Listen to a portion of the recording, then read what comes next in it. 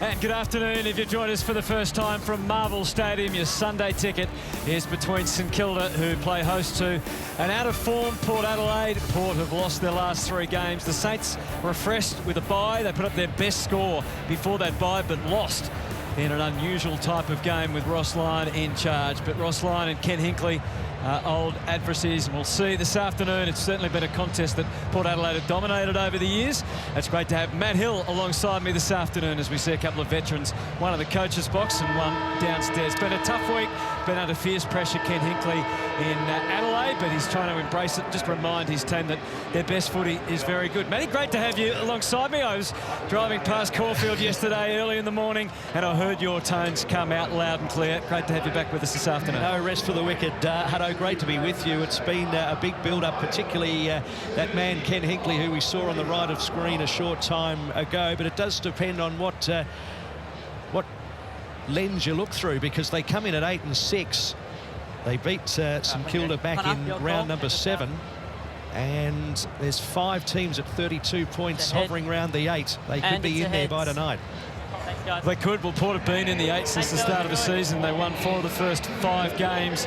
Since then, as we said, their form's been pretty indifferent, but they aren't alone in all of that. They've won 4 of their last 5. So Ken Hinkley just waiting for it all to start. So they've slipped out of the 8 because of the results of the round so far. They started in 8th and they can jump back to 7th, get ahead of Brisbane if they win this game. And they have had a dominant record against St Kilda. They play good footy at Marvel. It's their first time here this year. So what can they produce? It's going to be fascinating. We see Will Lorenz, a debutant, is going to start as the sub. He's got some great footy heritage with Graham Arthur, the premiership winning Hawk captain back in 1961, so he gets his chance. And we are seeing quite a bit of that at this time of the year, with extra debutants being used as coaches look for answers and try and turn their lifts over. There he is. As we said, he'll start as the sub this afternoon. Travis Boak at the other end of his career returns to the lineup. So without Charlie Dixon at the moment, who's dropped and suspended, their forward line, it's going to be interesting to see how they function against the Saints. And for St Kilda, coming in at 5 and 9 earlier in the season, the Giants just beat them, Essendon just beat them, Geelong just beat them. They beat Collingwood early. They've been a fly in the ointment early in the season, coming off a bye. Jeremy Finlayson starting in the goal square. And we are starting bang in the middle of Marvel Stadium. Marshall against Sweet. He gets his 2nd consecutive week to be the #1 ruck. Quickly off through Horne-Francis and Rosie, the captain, to full forward. Finlayson, with some of the touch as they have now. Wilkie on guard. He did want to rush it over. Yes, well, after last night, you can understand why that might be. And the ball just eventually dribbles over the boundary line. We saw Jimmy Webster, who missed the 1 game. But with the bye, that allows him to return, just missing the 1. And the experience of Ollie Wines, he's starting on the bench along with Boak, Lord and Evans. A lot of pre-game matchups that were spoken about. Windhager has gone to Butters as the genuine tag. Sweet tries to use his feet. Henry does. It wobbles towards the boundary line and out of play. Got lucky. You can already see Zach Butters around the stoppages, trying to stay on the move, trying to block for teammates. There's one element of that, but the other element, you can't get distracted. You still need to be that ball winner. So Marshall and Sweet narrowly. Windhager met solidly. Drew puts pay to that stoppage. Jordan and Jared, who are you tipping this afternoon in this one? Well, I mean, it is a coin flip, to be honest, but I think Port Adelaide have certainly got the runs on the board against this St Kilda side. Butters, Drew, Horne-Francis finds a little bit of space. Dinky one to Farrell in the middle of the ground. Didn't think it was that hard a question, Jordan, as Farrell rolls onto the left. There's penetration on the kick. Finlayson stays down at the back. Narkle's getting his first real opportunity to get a full game and try and buzz around. Rioli didn't come up, not so much with the injury, but with illness. Oh, that's a shocking kick from Henry in his mind. Bergman, can they capitalise? Georgiades searching for help. Mead tries to dig it out of there, but he's got lots of company. Hill, it's a rush kick, but at least it clears the immediate peril. Wood versus Jones. Maybe they're combatants on the wing. Butters found a way. Back to Lockie Jones. Another of the inclusions. Horne-Francis forced to search wide. Burne-Jones tracks it down. Well, this is just classic Port Adelaide play. Get it into their forward line, keep it into their forward line, play the front half game. And they're doing it without a couple of serious players on the ground. I noticed Jared wasn't too quick to answer that question either. I think it's a toss of the coin. It was a silly question from Hutto. Port have won 13 in the last 14 encounters. Sweet catches it out of the ruck. Rosie tries to manufacture something to Horne-Francis, taken in a good tackle by Clark. Ball it up. The hardest part is both sides have been so inconsistent. Bubbles around at the feet of Sweet. Over the top, Clark going nowhere. Another stoppage. Certainly an area where both sides need to lift their game in and around the contest. Port Adelaide have been smashed the last month in that particular area, especially with the guns they've got. Windhager in limited room, got a kick away, seeing it over. Well, we've seen that kick about 4 times from the Saints, just getting it and kicking it long because they're under enormous pressure, but they're pretty well set up. And at the moment, all that kick has done is move the massive players about 30 metres north. So all right of screen for the first couple of minutes of this opening term. Sweet and Marshall nullify each other. Henry to Clark. Hurried kick towards centre half forward. King waits at the back. Zerk Thatcher did well. Farrell Aaliyah. Zigs and zags and then looping handball over the top he goes. Rosie, they've got the numbers here, Port. Oh, almost cut off by Butler. Mead with quick hands. Sin dashing through the middle. Kick over the top. It's going to sit it up for Narkle. It's going to sit up okay as well. On a dime, inside 50, over the head of Horne-Francis. Doing well, Burne-Jones. Marshall, quick snap around the corner. Finlayson tries to go over his head. Taps it to the advantage of Drew. Quick one onto the boot, misses. Well, everybody Towie at the present time. A lot of quick hack kicks. Everybody's feeling under pressure, even if they're not drop mark in the goal square. Max King sitting behind when he should have been in front, which was the origin of that move forward. Chance to settle over that kick from Sinclair. Clears the ruck's heads and just sits there for a while. Bergman realising there is an opportunity, which he tries to seize. It's a driving ball. Hit the hands hard of Georgiades. Henry. Such an important player for St Kilda, Henry. Been a great pickup. Kicked 2 goals and 7 disposals in that quarter when they came rushing at Brisbane before the bye, after being only average for the rest of the game. Maybe that'll give him the lift. Speaking of lift, Windhager was up and Higgins was down. Higgins fresh from 5 in that game against Brisbane, but can't connect with Marshall. And it's Farrell that intervenes. An audacious kick, one he might now regret. Sinclair, the handball. Wanganeen-Milera back in the team and looking, but he too. Gee, they're killing themselves at the moment, Port Adelaide, especially by foot. Everyone's just under incredible tension. I mean, Wanganeen-Milera is one of the great kicks in the competition. What did you do to Sharon when you were down there? Something? But even Farrell, I mean, these are kicks that they're not under pressure. Yeah. They're under pressure between the ears. Yeah. They should have had 3 goals on the board already, Port Adelaide, if they just had have connected, especially centre forward. Lear to Sin. 10 touches last week, Sin. 8th match here. Leaves 50. Houston.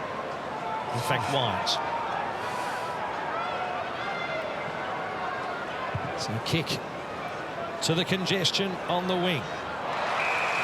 Good mark in the end from Caminiti. Yeah, well, there was another move. Oh. Yep. Good kick inside. Here's another move that went down back. Hill to Webster in the middle of Marble Stadium. Wormburner in the end of Butler. And this has been the kick that's hurt them badly. Then Butler with a low one as well finds Clark. Not sure he's going to Clark, but he will do. But that's the connection piece. They've moved the ball pretty well, St Kilda, right throughout the season, from back half to front half. But when it's got to this point, it's tended to break it down. But they've got themselves a mark inside forward 50. If they can get their accuracy going, it could be the difference. Hasn't kicked a goal this year, Clark. Directly in front from 45.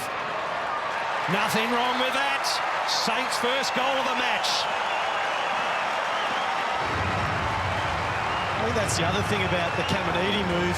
He's always shown great presence in the air, but I think his decision-making, he doesn't rush himself. He makes good decisions, understands where he collects the ball off the opposition and goes back into the corridor. I think you're right about this kick. I don't think it was meant for Clark. He just happened to be in that position on Aaliyah sucked back. I think he's done that a few times. He played in front of Higgins. Higgins got a clean possession. He sucked back off Clark. Sometimes you need to be touch and feel on your direct opponent. First centre clearance of the match went quite comfortably to Port Adelaide, so the Saints should be learning from that mistake. Great to see Hannah Clark back and fit. His 4th consecutive game. Back in the middle, it is a wonky bounce. Might be the ball. It'll have to be redone in the middle. So Tom Campbell, who was listed as being out on Thursday and Friday night, is back in the team as Ross was managed, storming forward. Butters with a bounce out of the middle. That's the way to lift Port Adelaide. Wow. Straight out of the heart and through the heart. Zach Butters turns it on. They didn't learn from their mistake, Geordie. In fact, they doubled up on him. Windhager just lets his man go. In fact, he wasn't on him at that stage, so it was just a great tap. Oh, sweet. Yeah, great. I think centre bounces are always hard. But as a tagged midfielder, you just sense the opportunity. You've got a lot of space to move into. If you're Marcus Windhager, you need to be communicating with Steele. You need to have done your research where Jordan Sweet likes to tap the ball, the routes that these boys run in the middle of the ground. It is some sort of goal. It's been a good start. He's had 2 clearances now, including that one. 27 touches last time they played the Saints. Back in the middle, bounces away from Wines. Free kick. Great to see Butters stay on the ground, not benched after kicking a goal. Steele can run after his own work after his kick was smothered.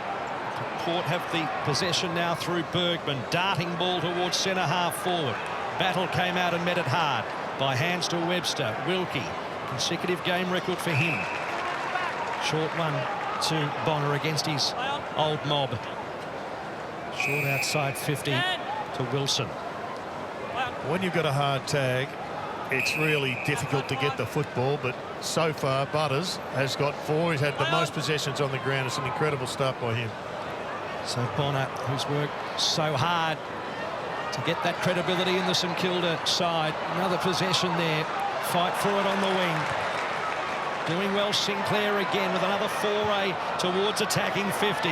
Wood fighting for Campbell, the inclusion. Bit of dodging and weaving and then a centering ball. Is anybody home? Ball in dispute. Zirk Thatcher was the first to meet it. They all meet it in the end. Ball it up. It's a different Port defence without Radigalia. Slight hamstring strain Thursday night at training. Jordan Sweet really embracing this opportunity. A bit of a lesson last week for the Big O against Brisbane, but they were smashed by 79 points. Saints circling here. Wilson just flinging it blindly. Butters decided to keep it in. Now it's out. Well, I think a couple of harsh adjudications over the weekend have just let the players know that the acting won't count. Jason Horne-Francis on the bench having a rest. Already has 3 disposals. King in the goal square matched up against Zirk Thatcher. As Dow, he started on the bench, can't release a meaningful handball there. And everyone tries to get sorted. Steele watching Rosie. Sweet though, he's just thumping it forward. And now Boak tried to take a step he wasn't entitled to. And he's penalised, and Webster up and about early. Yeah, and I looked up and saw 2 spare St Kilda players. Just creates that little bit of delay for Webster to come in and apply that tackle. Good frontal pressure. Too static up in the forward line for St Kilda. Until Max King, he decides to go with the fist. There's Wilson trying to forge. And Wood displaced. Right. Bonner trying to sneak and kick a goal against his old team. Instead, it's Wilson. It's a tight lie in the pocket. High ball. Aliir trying to defend Marshall. Campbell's there. There's some big bodies for the Saints. And is that allowed? Everyone's appealing. Yep, that's okay. And through for the conceded behind to tie up the game. Less pressure than last night, Hutto, dare I say. That's what makes life very difficult to work out what's going to be paid and not paid. I mean, there's no pressure there. That's a free kick. So Houston and Rosie work it out together with Evans now at halfback. Evans, second match for him. It's a short ball. It's a short ball. It was about 7 metres if you're lucky. So Farrell. This is true to form. They do like attacking the corridor, especially out of D50, Port Adelaide. Back to Evans, who's quick off a standing start, but he's found the chest slap bang of Bonner. And then Bonner short to Steele. Had great positioning there, Bonner. I'm sure he didn't expect it to hit him on the chest, but it was great positioning. So now it's St Kilda's turn just to massage it around a little. Really trying to make the ground wide, opening up some space up the middle of the ground, and that's where they find it. Sinclair to Campbell. He's going to spread it wide, but it wasn't long enough, and Georgiades cuts it off. I reckon we're on world record pace for intercepted passes at the moment. He spotted Boak, who did the same for Narkle. Equal numbers ahead, so it does give the forwards a chance if they move it in there quickly. And Bergman fires the handball. Houston, we know he can thump it a long way. It's carried across the face. It required that dive from Marshall, and gee, another 10 centimetres, and he might have been able to take that comfortably. Yeah, it just seems like when Port Adelaide at the moment gets centre forward, there's nothing that's automatic. It looks really hard. There's no obvious options. There's no genuine forward leading into pockets of space. Well, for a long time, King Charlie was being the centrepiece for that, and someone else has to step into the breach. Tap down is well read though by Wilkie. Off to Hill. Rosie with Burne-Jones between them. They try and win the ball back. Is that far enough to be paid a mark to Lord? It is. All of 8 metres, I think, Hutto. Good Lord. Oh my goodness. They're trying to creep a couple as well. Disquiet amongst the Saints fans. A couple of games back. Kicked 2 last week against the Lions. It's a Melbourne boy, and enjoy running around and putting that through. Well, the boos ring out around the stadium because they think the Fat Max, the measuring tape, needs to come out and be giving the umpires a little bit of a lesson. But this kid, I think, has got enormous potential, Ollie Lord. He played a game last year that was absolutely out of this world. Unfortunately, had a bad injury at the start, so he missed a hell of a lot. But he can be a serious player. I mean, that hasn't even gone a mowing strip. And the mowing strips are 12.5 metres. Bit of ingenuity on the kick, Rosé, though, wasn't it, from Rosé? Very interesting. I think they paid it because the kick was so clever. Must have been. Had to be some element. So Port, the way it's gone so far, could be a lot further in front, but they're a goal in front at the moment. Campbell tried to manufacture something with his boot. Horne-Francis is going to dash away, though. Out wide he goes to Narkle. Narkle grabs it with the one hand, was clever in the end. Kick inside defensive 50. Lord got rid of his opponent. Georgiades is hovering. Webster's been up and about, but he's lost the football. Mead back to Horne-Francis. Gives ground. From outside 50. It's a long kick. It's a long kick from Bergman from about 52, and that's a brilliant goal. Well, it was, and it was a really good decision as well from the centre bounce by Horne-Francis to really spread forward. And this is where you find your numbers. Quite often you see players try and burst through that little congestion in front, turn back where a player has got a little bit of time and space to come inboard. We always know Bergman has the length. You can just see there, turn away from goal, find your numbers with a little bit more time and space. Bergman happened to be that player. Terrific kick, terrific finish.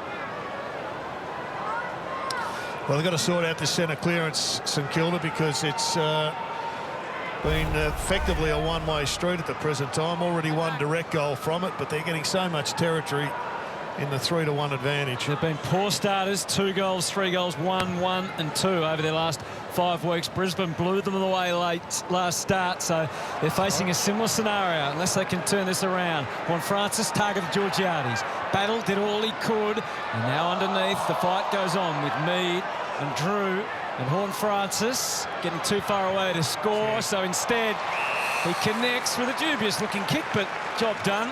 As Ross goes to the phone and Narkle prepares to line up. Yeah, but he's working from contest to contest, Horne-Francis.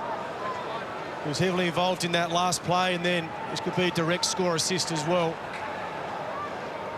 It's game 6 at Port Adelaide for Quinton Narkle.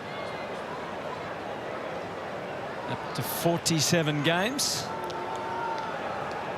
Interesting way to wear the hat in the crowd. Let's have a look at Narkle, though. It's a good strike. Gives it every chance. And suddenly Porter found the range and found it smartly.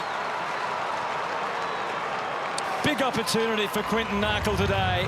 And he's made a fine start with that effort. And I think it's pretty easy to see, Jordan, that there's been discussion amongst the group playing for Port. We've got to get some energy. We've got to start supporting each other out in the ground, because effectively that's all we've got. And each and every time there's been some good work, there's been a plethora of players jump over and live the excitement of the moment, which is what Ken was talking about prior to the game. Yeah, it's a good start, 4 goals won when you're 18th for accuracy. It certainly helps with the energy and the confidence going forward. You've got to sort this stoppage game out. 3 goals from stoppage, including 1 direct from the centre bounce through Zach Butters. Saints need to lift in that area big time. And again, Marshall, and here comes Rosie, who read it and blazes through the centre. Gets rid of one opponent, then long towards the top of the square. Defensive grab from Caminiti. I mean, that's the other thing. Young Henry clearly hasn't played in there a lot, so your education around that part of the ground is quite limited. Jones couldn't quite take the mark. And again, it's Henry over the top. Especially when you come up against a midfield who are generally on the move and are really hard to stop. Ollie Wines is usually that player that is the more stable one, but Horne-Francis has been on the move, had a big impact. Rosie and also Butters. So Drew's hurried kick reaches attacking 50. Wanganeen-Milera, an early touch for him. Short to Hill. Looking to palm it off again. Decides to push further afield. Windhager calls for it, and in the end takes a comprehensive grab above his head. Short over the top he goes to Clark. So slowly but surely they progress it here, the Saints. Clark. Long to half forward. Alias at the front. Owens at the back, but it was Wood. In the middle of it all, it's going to be a free kick, and it's going Alias' way at half back.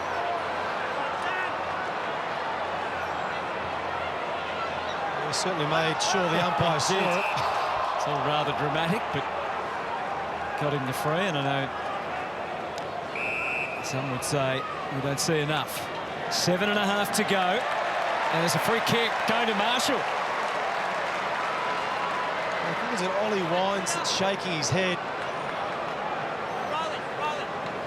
Can't quite work out what the free kick was for. And against Jordan Sweet, just for holding the ball. Everyone just presumed it's going to be a ball up. Where's Pride opportunity? He's walked in. Oh, no. He gave the ball to Wines instead of back to the umpire. So as a result, Marshall is lining up, and Marshall is kicking St Kilda's second goal, and they'll take them any way they come, thank you.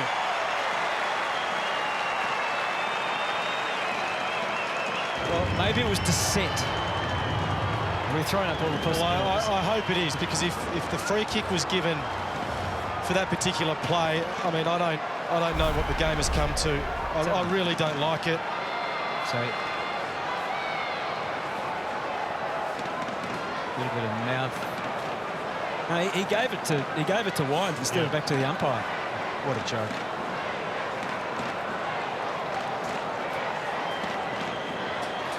Those types of decisions just get you frustrated with the game. We did. I mean, I understand what you're saying, Jordan, but we all saw it on a Friday night 6 weeks ago in Perth. So the players. How many times has it happened? They decide to play that one.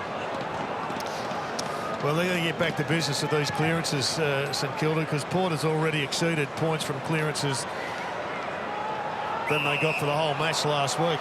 Windhager can't quite break free. Little tempers in there. Gets everyone on edge, Geordie. Anyway, fires everyone up. Got Jordan fired up. Yeah. Marshall got it down to ground level, then Meads hack kick. He'll fight for it. He's over. There in the middle of the ground. Oh, the umpire was about to pay it too. He was thinking about it. Rosie under pressure. Houston holding the football. Free kick Butler. Yeah, it's all very contentious. I mean, that wasn't a tackle. That was basically knocked out. But So Butler, no one really to kick it to longer range, so goes to Schoenmaker. Second game, young man has a really long boot on him, went short that time. Here's Wilkie, ambles up towards the attacking 50. Bonner. Well, you certainly got the distance. I think the other thing looking out there, there's a conscious effort to get on Wanganeen-Milera when the turnover is happening.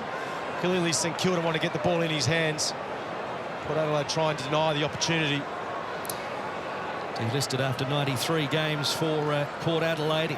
Sure he'd love to kick one against his old mob. Riley Bonner. Really hard to keep his place in the St Kilda lineup. Starts at left and stays there.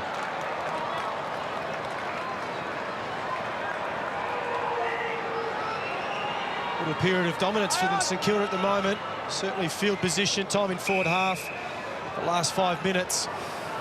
They need to do. They're still a long way behind, 11 inside 50s to 7. And as you said, Geordie, they have dominated it significantly in the last few minutes. Couple of touches for Josh Sin. Kicked his first goal in AFL footy last week. And he's curved that kick impressively to Bergman.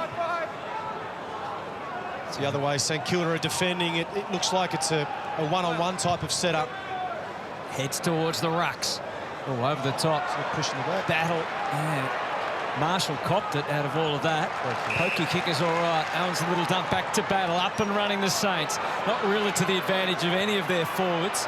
Evans in his second game gets back, but all he was prey for the hard-tackling Butler. And the umpire says holding the ball. In quite dramatic style. Came striding in. And then motion for holding the ball. Yeah, I'd love to see for effect as well. I'd love to see prior opportunity. Butler returning and just starting to find a little bit of goal-kicking form with a 3 and a 2. And when he and Higgins are together, it can be a dangerous combination. Little signalling there, we saw him. There it is. It's a little pass. And they were ready. Mason Wood, who knows his way around the forward 50, despite the fact that he's a wingman these days, has the mark and the shot to come. Left foot up. Yeah, you can see Butler here trying to get it. Hasn't had much influence to date. Just the one possession, but he's one of the Saints' best players. And now he's a goal kicker. And the Saints have posted a couple in a row.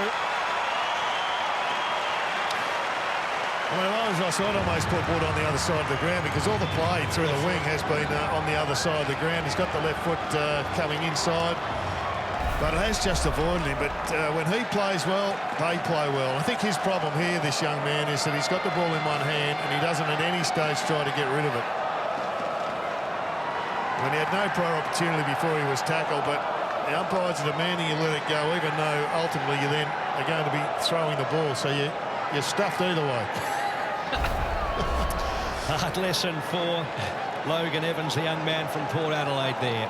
You're being asked to kick the ball under that circumstance. It's a bit hard when you're on your back, but I understand. He's got to at least attempt. And you're facing towards the boundary line. Yeah. Good forward pressure. That's twice Dan Butler's been involved in forward pressure plays. One in the middle of the ground resulted in a goal. And that one there.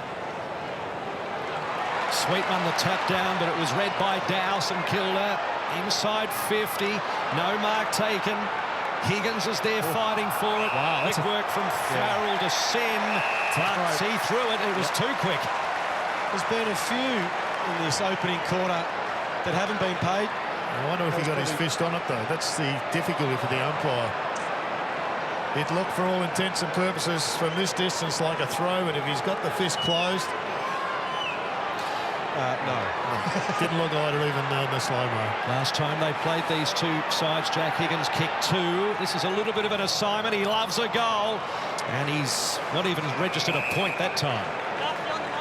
Makes life a lot easier when you win the ball out of the centre. At least they can push up and play the front half game. Port Adelaide now under the pump. You know, Port have dominated against St Kilda. They've been close, though, the last 4 times they've met, by 10, by 7, by 1. That was in Cairns. And by 13.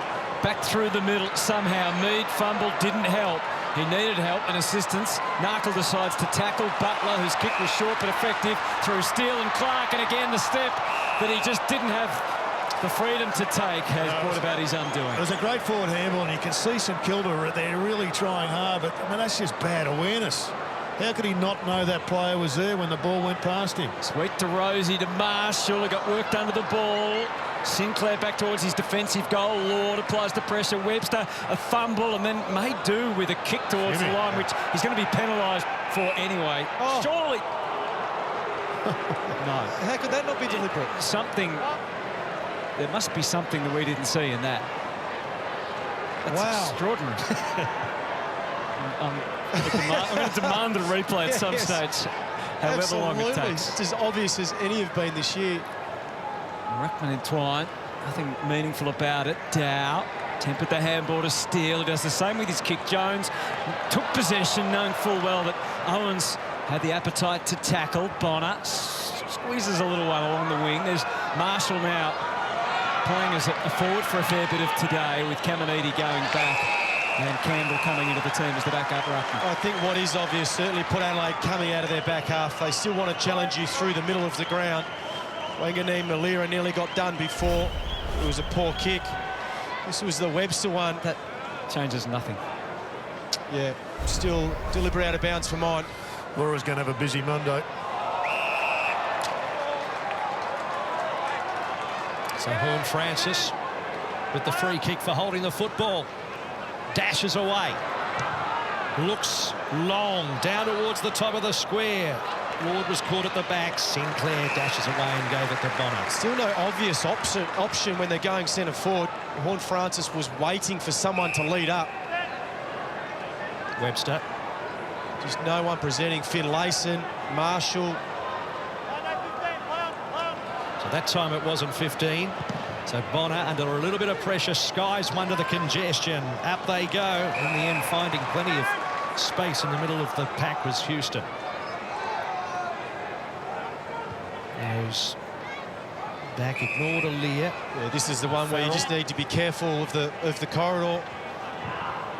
Defended it really well on that occasion. So as they probe the lines to Rosie, who's had a terrific first quarter. Short. Yeah, he's up to 11 possessions now. Winds. Told to get on with it, and does so in the Jones direction out the back. Wanganeen-Milera. They're at their best off this half-back to line. Marshall. Got to get the connection right Now now. this kick's got to set up for Wilson or Higgins. Set up for Wilson, who is able to have a bounce. There's a man free in the goal square. He centres the ball instead. He had a few options there, but it's going to be Higgins who can go back and have a shot for goal. It's easy from above, Jordan, but as Matt said, there were long options to the goal square, an unmanned player. There were two options in the middle. He's gone the short option, which is fine as long as the accuracy's there. Well, the issue was Ollie Wines fell over, and he thought he was scragged by Dan Butler, so then Farrell had to go on Butler deep inside the goal square, left Higgins free. Easier kick than last time. Set shot for Higgins, and this time he glances it to the left. So two opportunities go begging. Port still lead by 4.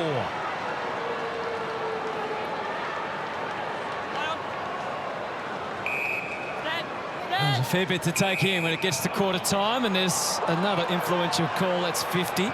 So Lockie Jones can leg it, and if he gets the message that they've got 15 seconds to still contribute, some extra yardage gifted, so the kick is super long.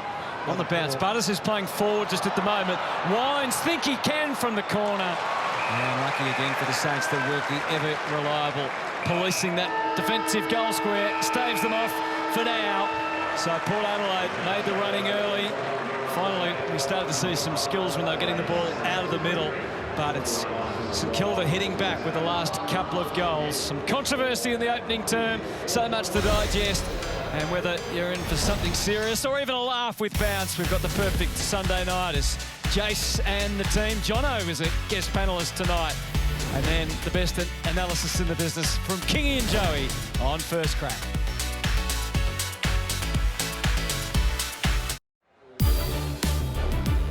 Welcome back to Marvel Stadium, where both sides made a nervous start. It was an error-riddled first quarter, but they've settled in, and it is a bruising encounter. Port Adelaide leading it by 4 points. When we spoke to Ken Hinkley before the match, he said match day is the fun day of the week, and I can tell you, boys, he had plenty of fun when Zach Butters kicked that sensational goal from the middle. Butters came to the bench afterwards with a big smile on his face, and Jared Healy, if they can continue to dominate that centre bounce, they're going to be in for a good day. Oh, spot on, Sarah. 5-2 at the present time. Just have a look at Butters. I mean, some hit-outs are overrated, but he just leaves his tag, Windhager.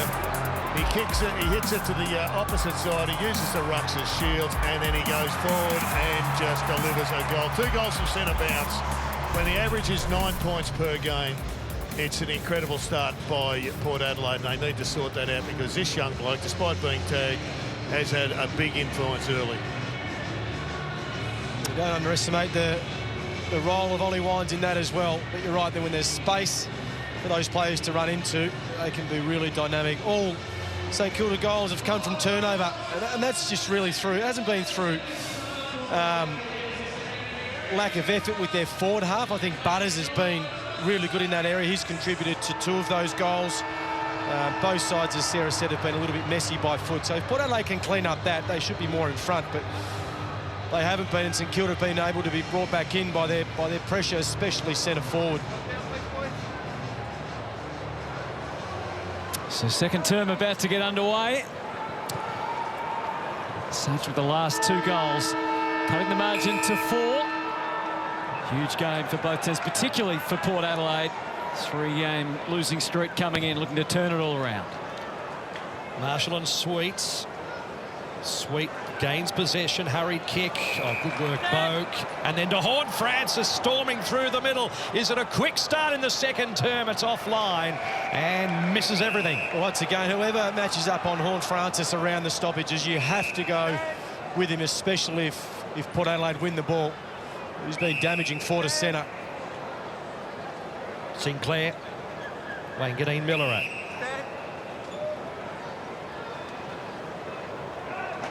Not much movement further up the field. Just expect this to go long to Max King. Gee, it's static, isn't it? They were standing still as he kicks it to the congestion. That was the only option through the hands of King, and then that kick from Sin was off hands. So it's Henry. Wanganeen-Milera received it from Sinclair. Little chip up for Webster. Should sit for him, but he uses his foot instead. Wobbles inboard towards Woods. Chance for St Kilda here. Owens. He's gone. He is gone. Aaliyah grabbed him. A better signs for the Saints, though. Wanganeen-Milera well held in the first quarter, just 4 possessions. But when they can get that run and gun off that half-back line, it's when they play their best footy. Quinton Narkle was a player that just fell asleep. You could just see in the first quarter, they Port Adelaide were absolutely adamant that they had to man up.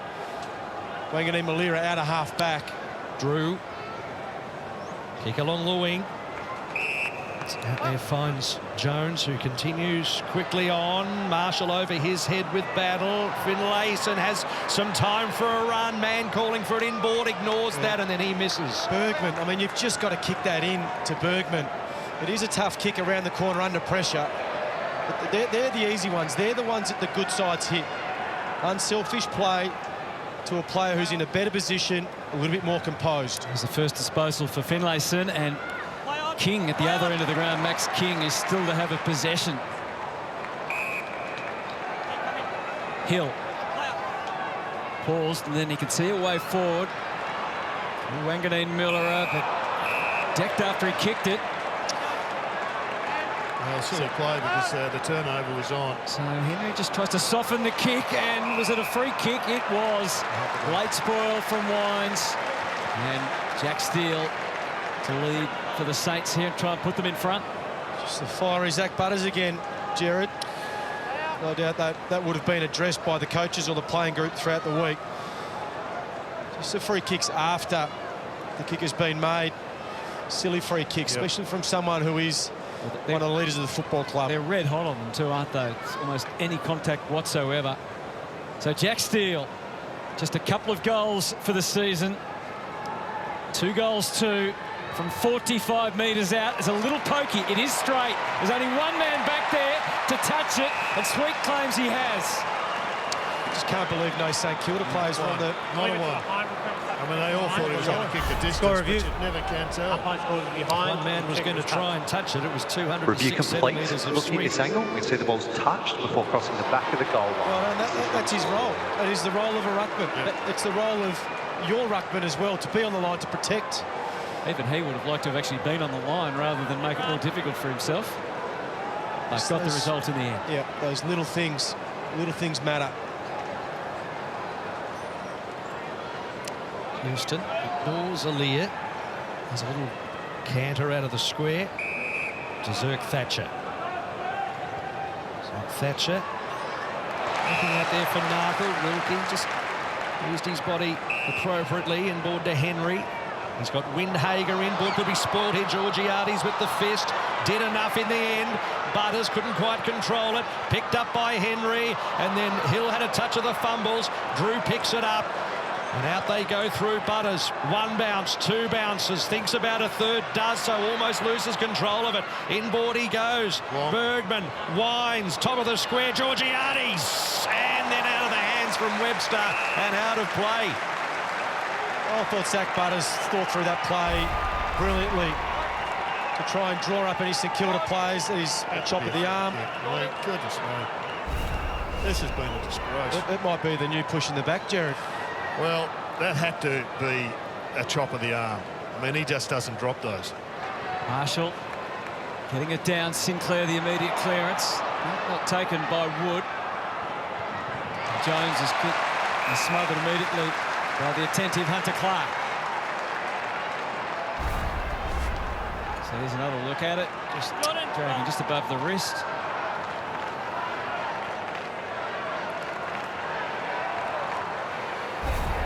Rightly so. Georgiades bleeding. You got four umpires out there. Surely somebody saw it.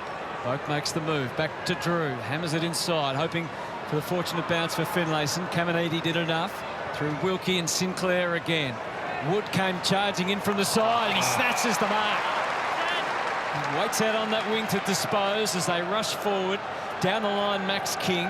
He's one-on-one with Zirk Thatcher, but instead they're playing the short game until they can get a better build-up. Hill flings it back. Wood.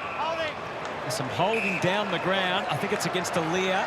And it's going to Max King.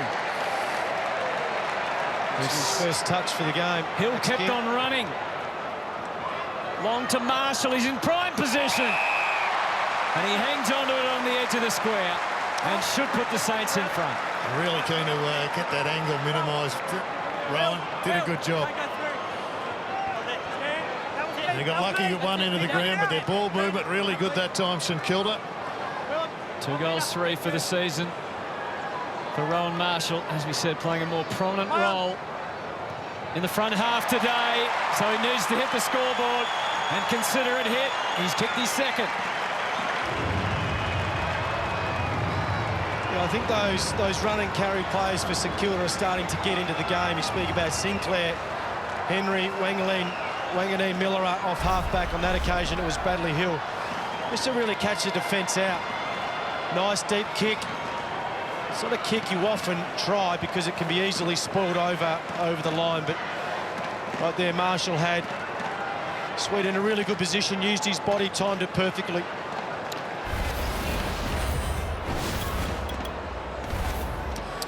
Yeah, that was the wrong Marshall. Rowan Marshall, he's kicked 2 goals today. He'd kicked 2 for the entire season before today. Here we go. Saints in front. That bounce will be coming back. You can see why, by the way they selected their side, St Kilda. They wanted to go a little bit taller in their forward line. Marshall, King, and then Owens as the deepest player. Butters won the ball really well and then skied the football inside, attacking 50. Marshall spoilt by Wilkie. Ball goes to ground. Burn-Jones scrapping for it. Drew comes in to assist. It's a hot pill at the moment. Then Mead scampers around the pack. Did it well. Centering ball. Narkles there one-on-one. He was spoiled. Houston's ball out wide to Wines. Fires one into Mead. Here they go through. Drew to the top of the square. Lord at the back, just pads it to the advantage of Georgiades, who had to control it. Then quick one from Mead. I think it's enough. I think it's enough. It is. Port back in front. Well, started with that man again. He's now had 3 centre clearances, Zach Butters. So his direct opponent just needs to change what he's doing. Got to get with one of these assistant coaches and sort that out. But on the back end of it, that was a fumble by Georgiades, turned into just a terrific little sneaky creative goal from Mead. Just got under the smothering arms of Wilkie, who's having a good game himself. Just his 3rd goal for the season. Some of the lesser lights hitting the scoreboard today. Mead puts through his first. And look at those centre clearances. And Winghager has just got to change the way he's going about it. Campbell reaches over the top, but it's Wines, a little handoff, and now Rosie. Quick scope of what's ahead, and he puts his trust in Butters to Mead, back to goal, challenged by Wanganeen-Milera, still finds a way forward. Georgiades in front, battle, and the follow-up was good from Schoenmaker, and now wobbly old number from Caminiti to Campbell. That's not quite how they drew it up, but he gets a big torque to the wing, only as far as Brandon Zerk-Thatcher. Little pop pass, 3 Port players meet it all at the same time, and Mead calls them out. Off to Rosie, facing sort of sideways to goal, so couldn't really line them up. Tries to connect with Drew, and after a nervous moment, that's where it ends. So Willem Drew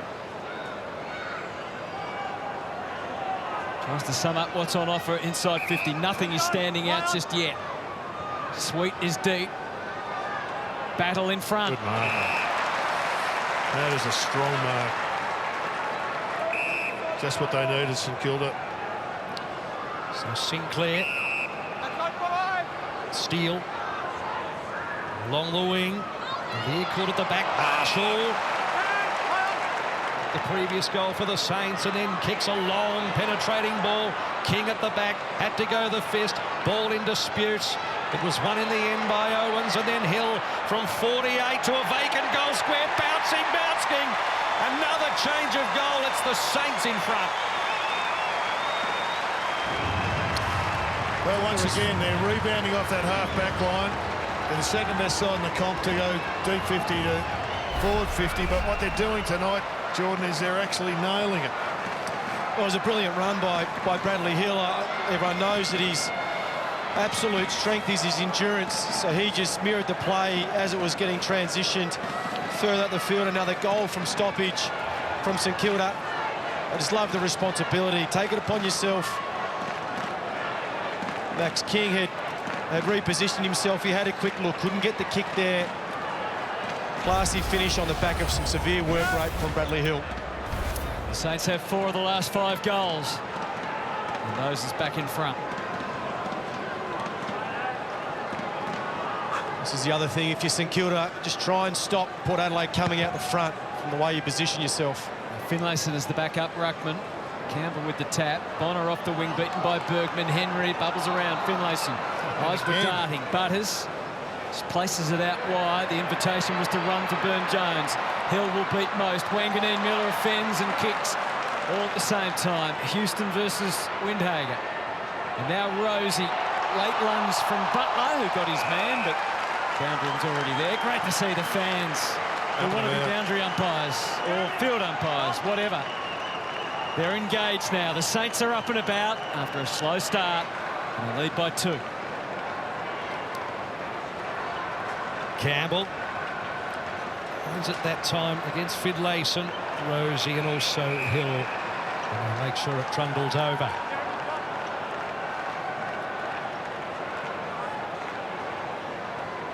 Finlayson with his first touch only in this second term. And they both go to ground that time as they collapse. Fighting for it was Farrell. Now it's Port Adelaide through the middle with Horne-Francis. And they give ground, but they've got control of the football with Bergman. They've done well here, St Kilda, just to force them back. You can see the speed through the middle of the ground for Port Adelaide. Yeah, they had a Lear up the middle of the ground, but they're going wide again. They come back. Ball looking for Finlayson. Campbell did well to pick it off his shoelaces, though. Dow zigzags over the top. King back to Hill, bit of a hospital pass, then replied in kind back to King, and then Wanganeen-Milera tucked it under the arm to centre half forward. Vacant goal square, running back into the flight of the football was Lear and also Marshall. In the end, behind. Well, traces of what we saw in the pre-season, we saw against Collingwood, Yep. and in the last quarter against Brisbane. It's what the Saints fans, I'm sure, can hang their hat on for what the future might be, the best case scenario. Speaking of scenarios, that was very close to being out on the full. Lear just jams the kick under pressure from Butler, so Bonner sends it back towards Wood again. He got clouded by Horne-Francis. Maybe it was all ball. It was good help by Horne-Francis coming from the middle of the ground. You're right, Wanganeen-Milera off half-back. That would certainly be a question right now that Ken Hinkley and the coaching staff would have to consider. Well, all their guns are firing at the moment. Hill and Wanganeen-Milera and Henry and Sinclair. And when they're dominating this quarter. Campbell had a swing and a miss. Rosie is allowed to get clear and kick it to the wing. Marshall against Wanganeen-Milera, joined by Narkle. Boak Kick. delivers for Georgiades, posting up and handing it back to Butters. Vacant 50 by Wilkie. The kick was just softened a little bit for Narkle, and perfect dimensions on the kick. There was no margin for error whatsoever. Quentin Narkle has popped up to take the mark, and he will now have the responsibility. I mean, the talent to be able to do this kick, Addo, is just extraordinary. That is just perfectly weighted, great vision. He wasn't inside his vision, so he picked him up with the peripheral, and he still nailed it. Already has a goal under his belt. Having the opportunity to play a full game as a forward. He kicked 2 goals on debut here for the Cats against the Bulldogs in 2018. So they'll have good memories of this ground. That one looks like it's just not going to work its way back. The frustration. And the margin is reduced to 2.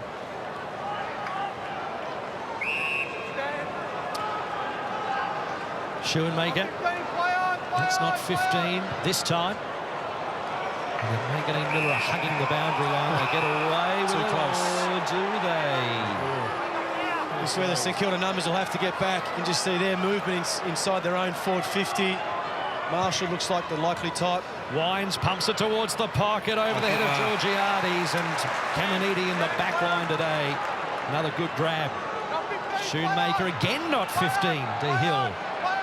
Thinks about giving it back to Schoenmaker. Just pops it up into the air towards space. It's dangerous.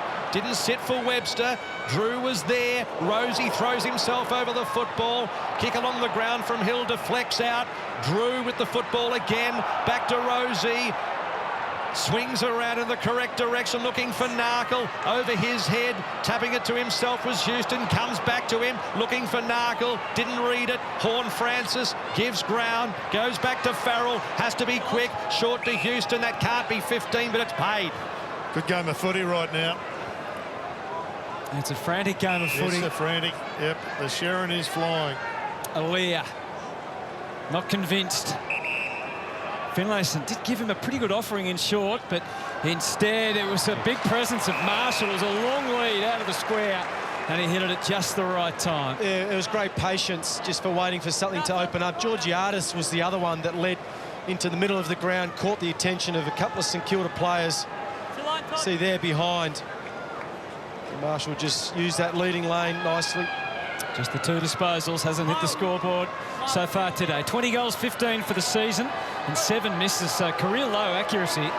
Big drop from last year. We know when he's got his confidence and up and running. There's few better in the competition at converting, but he just can't find that at the moment. Straight, dead straight. It's something that St Kilda, I reckon, will look at, though. I mean, he just can't be able to lead out like that. He left Caminiti. He's going to need some support, blokes turning their heads and looking and coming in and blocking. Wood to steal, just couldn't quite grab it. Sat up for him, though, and in the end, the boundary line beats them all. So, tough in the clinches, only a point in it. Fascinating last 8 minutes of this first half. Finlayson and Campbell. Campbell at the front. Finlayson pushed him out, got the football. Drew Farrell. Boak. Bit hot for Rosie, but did well to control it. Wines. Inside 50 for Marshall. Tricky kick from here. Yeah, might try and look for one inside. So this is where St Kilda still need to be alert. That's twice now Caminiti has given him some space, just standing 3 or 4 metres away from it. He just can't make it up. You see there in the screen at the bottom. It was a terrific kick, but Caminiti didn't have the speed to gobble up the space he'd already given him. So the run-up starts up against the fence. It's tricky. It's going to prop up in the square. And the end-fisted true for a behind. Okay, out of jail twice now. Certainly there's no pressure further up the field. It's really hard to manage those key forwards. I did like that he forced him wide, though. So if it is going to be a shot inside forward 50, it's a much harder shot. Wanganeen-Milera are still waiting for the right one to take. Nothing, it seems, is beyond him. Pure skills to Campbell. The handball, awkward for Schoenmaker. They've turned it back over. Finlayson a little scrappy. Farrell more decisive. Narkle just eases it into the middle. Wines new to give immediately to Rosie. Better build up through the middle. Marshall waiting for the lead deep. It comes now. Georgiades had a step on Wilkie. It's closed. It hits the ground. First to react, Sinclair. Ever reliable through Battle and Hill. He's had a big second term. Well, that not his sharpest kick. It goes to Drew's favour. Scores are tied here at Marvel Stadium, and that's probably about right. Although Port doing a lot of attacking and have 27 inside 50s to 16, so they could make a pretty strong case that they should have the lead. Just trying to draw some plays outside of their own forward 50 here, Port Adelaide, by switching the ball. A little bit more composure. Farrell. The call was for long, but instead he tries to go into Lord in the pocket. He's going to claim this. I'm not sure that he had first purchase at all on that. Battle. It's a big call. Can't believe it, certainly. He was there, or thereabouts, but and often it does favour whoever brings it down, but let's have a look. Oh, no. Little touch. He's probably got enough. So now he has time to think about it. Just the one kick so far today. His first kick produced a goal. His second kick goes into the crowd. Saints fans think that's justice. Shoemaker leaves defensive 50, come back to Windhager. Chips one up into the air, 2 on 2. Higgins caught at the back, sweet. Too tall that time. Calls for a bit of movement. He's got Boak, takes it strongly. Evans, high one towards the top of the square. Georgiades taken out of position. Wilkie claims it, did well. He's done so well, one-on-one or even in a pack situation, Wilkie. Yep. Especially those high balls. It doesn't seem like they're getting much of a return from the high balls. Port Adelaide going inside forward 50. He's had a big save. Sinclair out to steal. Left of options short, so goes long. 2 on 2, they wrestle. Wood goes the fist. Owens is there. Sin inboard. Farrell. Wow. His kick straight down the throat of Henry. So Henry too far out to score. Looks short. Finds Marshall. That was a big error. This move going, getting Marshall to play much more minutes forward is working for them. It was a considered decision by Ross Lyon to bring in the extra ruckman, which enabled him to go forward, trying to expose their deficit in height in defence. There's no question that when Liam Henry is in the St Kilda side, they're a much better unit. It was a gift he wasn't expecting. Liam Henry scratching their head, wouldn't they? About that. So in the 14 matches this year, he kicked 2 goals. Marshall, he's kicked 2 already in the first half. This is such an important kick. It flirts with the left goal post, but it's there. He's happy, and the Saints lead by a goal. That's a career-high 3 goals for Ron Marshall. Yeah, it was a costly turnover, so you just see there, Farrell coming out of half-back. Clearly wasn't his option, so you can only say it was a skill error. I like the composure of Henry, forward of centre. Yep. He was looking to his left to try and see if anything opened up. Knew he had Rowan Marshall as his last option. which he eventually took. You just wonder what Farrell had in mind. I mean, there was a Port Adelaide player in the middle of the ground. It was just a missed kick, I think. Missed by a long way. St Kilda 6 goals, 3 off turnover. As you can see there, it's been a big part of their scoring source in this game. I think the frustration for Georgiades there is he's played in front a number of times. He's been, in commentator terms, edged under the ball many times. Butters already with one. Now a second. He doesn't go long this time. Instead, he just pops it for Burne-Jones. So even though the excitement and the temptation of going for another goal out of the middle would have been there for Butters, he kept his options open. And now Burne-Jones to line them up. Once again, we got a great replay after this game, but Ollie Wines so influential in that centre bounce to allow Butters to go to work. Hit the scoreboard regularly at the start of the season. 9 goals in the first 4. Has 17-13 for the season. And now Darcy Burne-Jones, just when Port Adelaide needs a goal, just can't get it to hold true to the line. He shakes his head, another miss. But if there's going to be anything to separate this game at the moment, it's going to be centre bounce clearances. Unless it turns around at 10-2, it's just too one-sided. Totally different profiles, isn't it, on how they're scoring, which I guess makes the game more interesting. Saints have trailed at half-time 11 times this season. Importantly, they lead by 5, close to the main break. Good with the mark. And put that into context, Matty, I think that's the same as North, isn't it? Yeah, indeed. And there's certainly something to deal with early in the season. By coming at a good time preceding this match today. Both teams falling foul of Brisbane over the last couple of weeks. Steele with the football. So less than 2 to play in the half. So Steele's kick to the congestion. Sweet at the back meant the fist. On the ground, Houston. King tries to pick it up. It's a long way down. Butler's kick inside 50. Higgins can run onto it, then met it solidly by Aaliyah, who held his ground. Clark misses. They lead by a goal. A minute and a half to go, second term.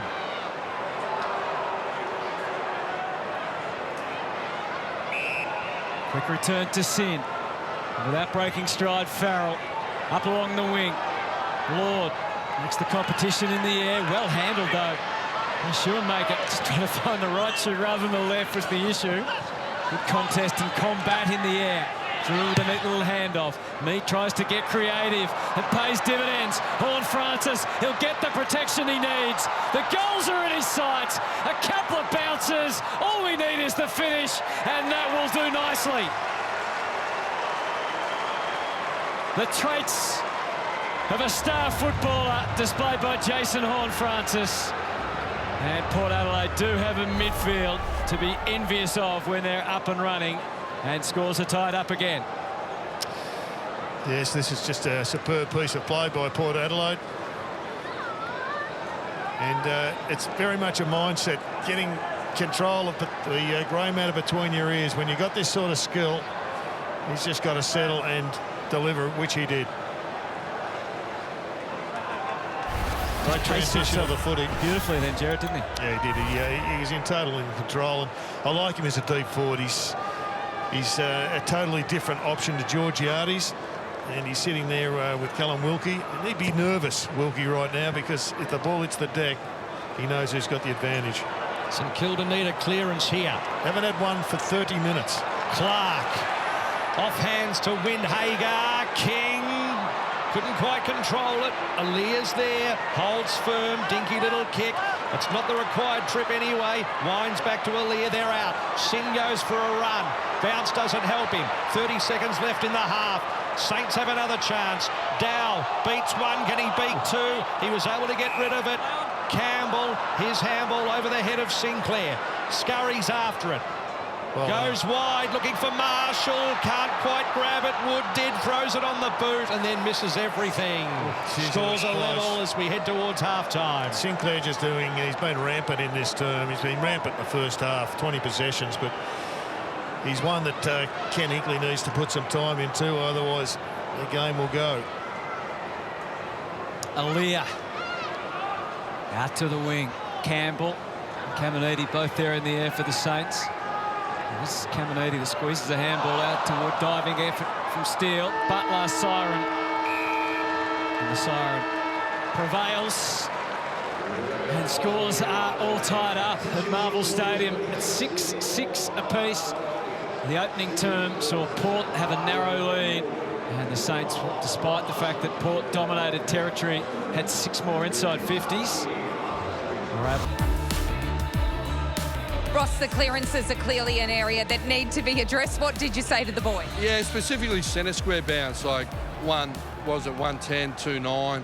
It's half their score, really. So it's really important to territory and how they play. So we feel if we can keep everything else, we're beating them off turnover scores 6-3 to 2-1 or something. So we need to tidy it up. I've put the acid on them a little bit. Don't get towed around. Don't show your back. Own some space. More aggressive ruck work. All of that. But ultimately, they've got to get it done in there. Rowan Marshall, you've been able to deploy him forward a little bit more. Is that having the desired effect? 3 goals so far. Well, yeah, he's been pretty good, but there's a little bit of, we wanted a bit more out of our rucks around the ground, our stoppage stuff, so hopefully we'll pay some dividends in this quarter. Best of luck. Thanks, Sarah. Cheers. Well, that's the thoughts of the coach, Ross Lyon, and Marshall's kicked 3, Jared and Jordan, but Max King and Jack Higgins, who kicked 8 between them last start, haven't been able to contribute at all. Well, Jack's looked like he's got near a couple, but unfortunately Max is really struggling to have an impact, which is good upside for St Kilda because they're 2 of their keys. The Rowan Marshall one's interesting. They've got great response for him and reward with 3 goals forward, but they're definitely missing some of his clearance work around the ground. So it is a matter of the old balance, but if they don't sort out this centre clearance stuff, they're 7 down there and they're 9 down, 4 clearances in total. It's going to be very difficult because, as Ross rightly pointed out, that's the core of their game. Get it inside the forward half, lock it in, and they've been able to do that too often. You see there a more experienced lineup for St Kilda in the centre square bounce. Steele and Clark going there, along with Windhager being the tagging player. Max King needs to insert himself into the game. Only been targeted once. Put yourself in a position where the ball can be directed to you. Back to the front line, ruckman to get things underway in the 3rd quarter. Marshall, eyes off Sweet. And it's Sweet that wins the tap. Horne-Francis was about to get away, but it's a holding free to Steele. This was a great hit out. They've done it really well, Port Adelaide. Just open up that piece of the pie. Timed his run well. Wanganeen-Milera to get there and accept the pass. Unfortunately, King just couldn't quite hold up his end of the bargain. Aliir was bereft initially of ideas. Finds it out in Houston, who has a long kick up his sleeve, and he uses it well. Yeah, good run by Finlayson to provide the outlet. Horne-Francis calling for the ball down the line as a one-on-one with Wanganeen-Milera. King just taking a little bit of time to get his bearings back. He's up now. Finlayson's kick to the wing. Wanganeen-Milera fist that time down to Clark. Missed Bonner. Some Mead comes through. Handball to Rosie. Does a 360 holding the football. Any day of the week to Henry. Bonner wants to scamper off with it, but it's got to come back to Henry. No, I think Rosie's going to have to just learn from that mistake. Sometimes you've just got to hit it your way and hope there's somebody there. If you do the 360 on the lazy Susan, you're going to get pinged. Marshall to Wood. Wood wants to just chip it towards the top of the square, looking for Higgins, who's been quiet. King, ditto. Thatcher disposes of him out of play. So those 2 roles should be reversed. It should be King leading up at the ball. As soon as the ball comes to ground, that should be Jack Higgins. Just find King finds himself 3 or 4 pairs in line. Work yourself to the front. Be the man. A lot of hustle and bustle underneath the rucks. It was Butler who made the first positive move. Marshall, Drew, through Steele, Henry, quickly seen to by the sliding Rosie. Yeah, it's a good tackle by Rosie. All lined up. Wood's the dangerous man, though. He's won games for them going forward recently. Not by Sweet, gathered though instead by Steele. And on the turn, it's Sinclair. They need to put the clamps on him. High ball, awkward wait for Farrell. Hill being tracked by Drew. It came Higgins' way to Clark. Tries to step around Sin, only partially successful.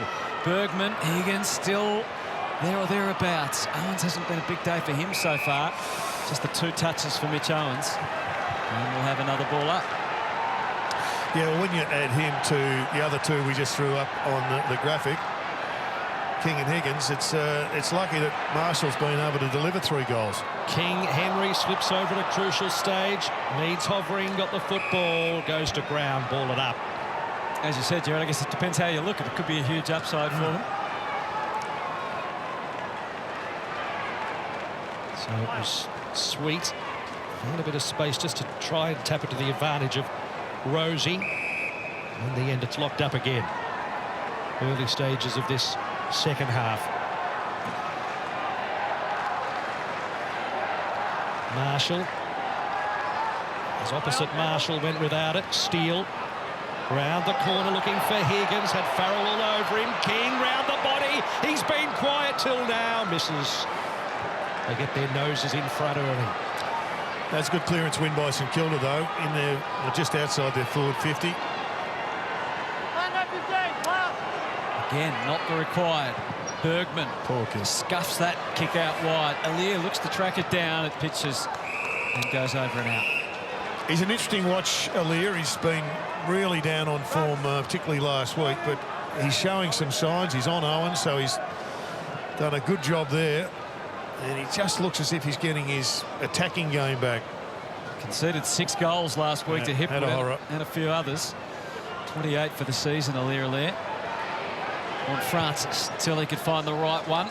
He's able to do that now. Drew located out on the wing, and then Georgiades coming right up the ground this time. Hits the logo, takes the mark, turns his attention forward. Where to next?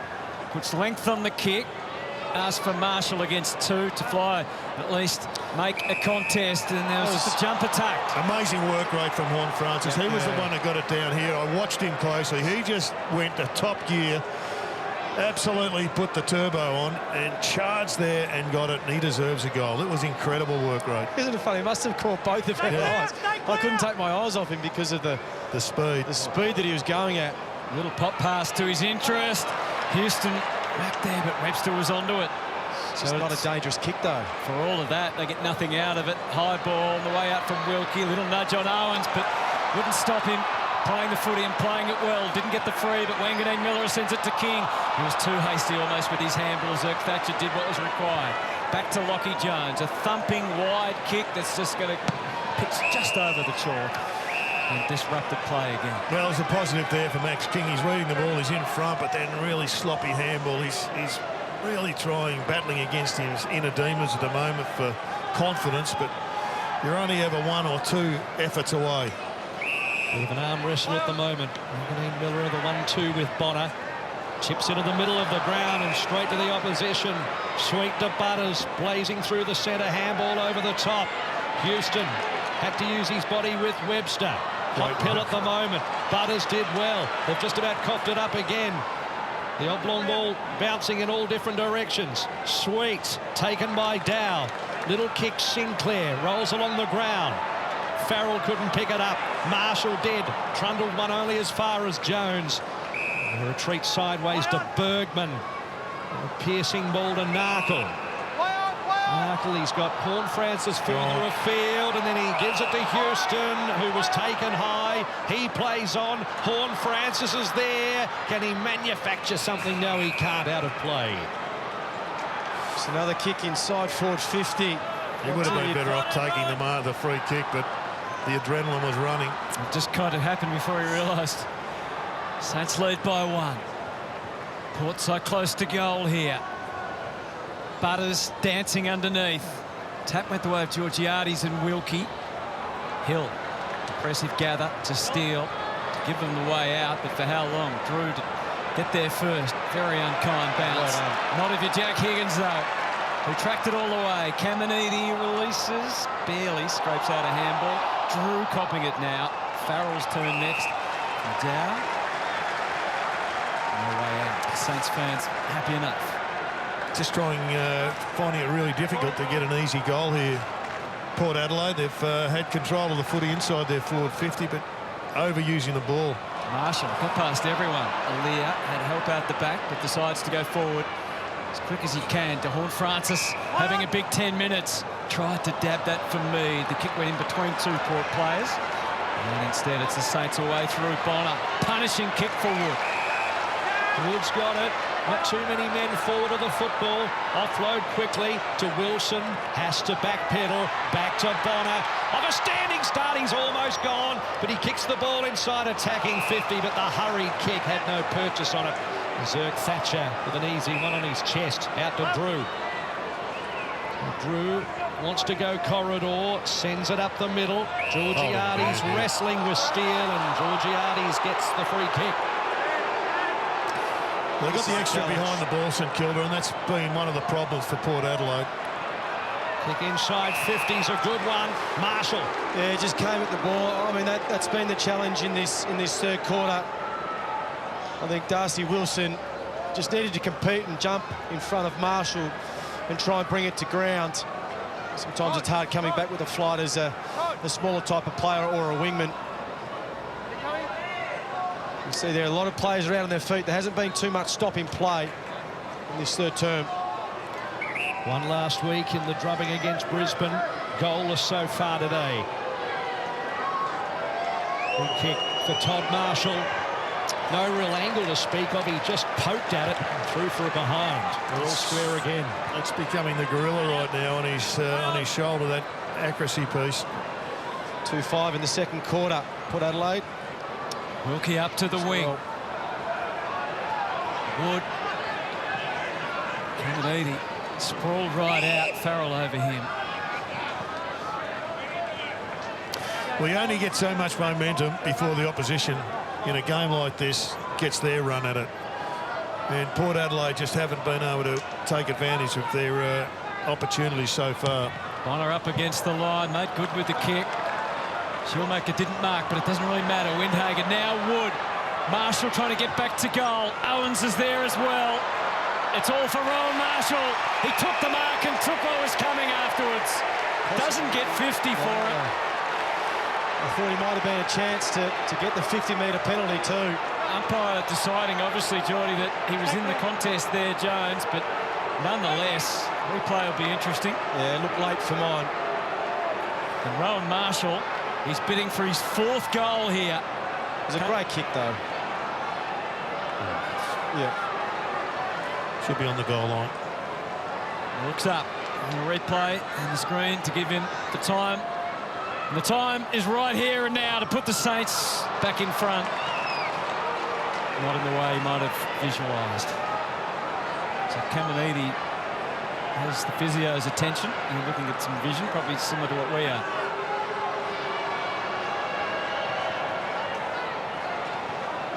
So Zerk Thatcher. Probing kick on Francis, looking to set himself. Windhagen was in there as well. Came out to Mead. Got the crumbs. Wobbly one, but it's good enough. Boak's kick to the top of the square. Cut off by Battle. It's on repeat. On repeat, centre forward for Port Adelaide. School level has just let themselves down time and time again. Sinclair's kicking efficiency has been very good. I mean, there's a combination there. It wasn't a great kick from Travis Boak, but Georgiades needs to read that play a bit better and get some separation. Horne-Francis was free as well. Butler to Webster. Again, not a lot of movement forward of the football here at the moment for the Saints. And they've been covered off well. Yeah, been covered off well by Port Adelaide. They've blocked up the corridor. You see there with Todd Marshall forcing them down the line. Butler does that, and King's better. That is better. Kick inside, attacking. 50 Wood at the back. At the front, Bergman had a fair bit of it. Out it comes. Jones with a bit of work to do. Short one by hand to Narkle. Then Bergman has time for a bounce in isolation. Kick outside 50. Marshall's got the football at half-back. Opens up the field here. Goes down the line. Horne-Francis over the top. Had a fair bit of it. Had time to gather. Has a man short. Running for him. Boat too far out to score. Is going to go short. Georgiades has it. Yeah, they just couldn't recover. Well done by Kel Wilkie. He did everything he could to try and slow them down when Marshall had that mark, but they just couldn't recover behind the ball, and Port Adelaide took the advantage to get overlap, which Georgiades, we've seen him in the first half have conversations with Ken Hinkley. He has been a little bit stiff as well. Could have got a free kick, but didn't there in the second term. Could have had multiple goals on the back of some umpiring decisions. So does deserve a ping at the sticks here from about 45. Ooh. It's not too bad. Hits the woodwork. So again, we're still goalless in this second half. Scores level. The early celebration too. Oh, it looked good off the boot. He's just reminded of that, I think. Doesn't know his own ball flight. It's been that sort of day for him so far. Been that sort of day for most. That's a great kick. That is a really good kick onto the left foot as well. At full stretch, Wilkie, and then down the line from Mitch Owens, who's just about to make the great escape, but he can't either. Guys, Anthony Caminiti has been up and moving around, looks okay and ready to come back on the field.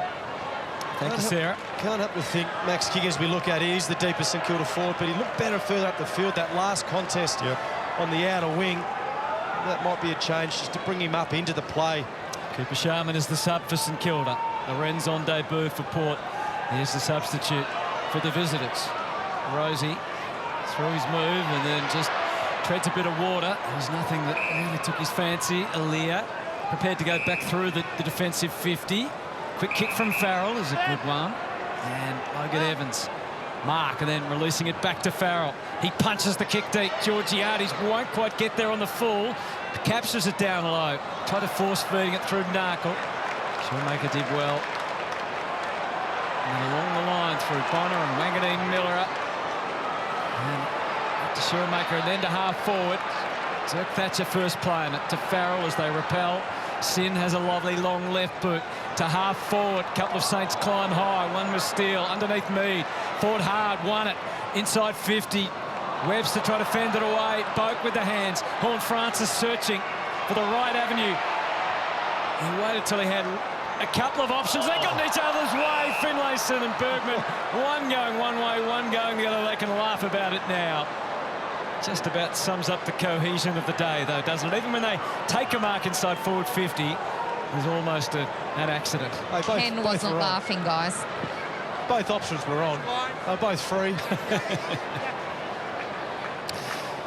Just going back to your point about King coming up the ground, Owens has essentially been centre-half forward, has had 2 possessions, so he could even play deeper and just see what happens to Aaliyah if that change was affected. Has not been a day for key forwards. And that remains the case. Finlayson's kick lags and drops short and fended through for a behind. So Rowan Marshall's not a regular key forward. He's kicked 3. And other than that, Ollie Lord has 1 in terms of the big guys. Well, it's exactly what Aaliyah doesn't want, to be turned around and race back to goal. We understand the athletic prowess of King. I'd love to see him running back to goal and challenging Aaliyah. Wilson's kick to the pack, swatting it down was Aaliyah. Got the football back from Wines. Sweet. Jones. It's labour intensive, but now out to Butters. Up against the boundary. Kept it in play with a wobbly one to Wines, who fumbled and out of play. He's paid the mark. Okay. Kick towards the pockets. Georgiades couldn't scoop it in with the left hand under pressure. Now it is out of play. It was all a bit odd. See the St Kilda bench there. And off the bench, Cooper Sharman with the tracksuit on. Tom Campbell taking the back seat. So the sub will be any minute. Horne-Francis with a little bit of room. That's all he needs. Wobbles one. Cut off by Battle. And Battle continues on in the phone booth and kicks it outside 50 to a 2-on-2. Collateral damage was Evans, and Woods got it. Sweeps the handball to the inside. And it's Sinclair. Gives them the dash out of defence. Clark looks up. Sin did a good job. Was Viligent. Quick hands on the inside from Higgins. Brilliant. Clark's left foot kick into the pocket. Could still come good. Owens runs the baseline. Handball off. And they've found another Yeah, it's worth cursing about Max King. And a little mumble in the box from Ross. He'll have a line for us post-game. He always does. Scores a level. And if you've just tuned in, the best is still to come. Well, the two teams have kicked a goal amongst both of them. 3 behinds each in this third term, and that's all. Long ball back and towards the middle. Battle above his head, only as far as Finlayson, who loves a run the big man inside 50 to Horne-Francis. You just get the impression this man's ready to strike. Oh, he's worked absolutely magnificently so far this term. Just hasn't turned into goals, but that is a great kick from Finlayson to the advantage of Horne-Francis. On the positive, there's one thing that St Kilda have improved on. It's their clearance in this term. In fact, they've got quite a significant dominance going at 6-3.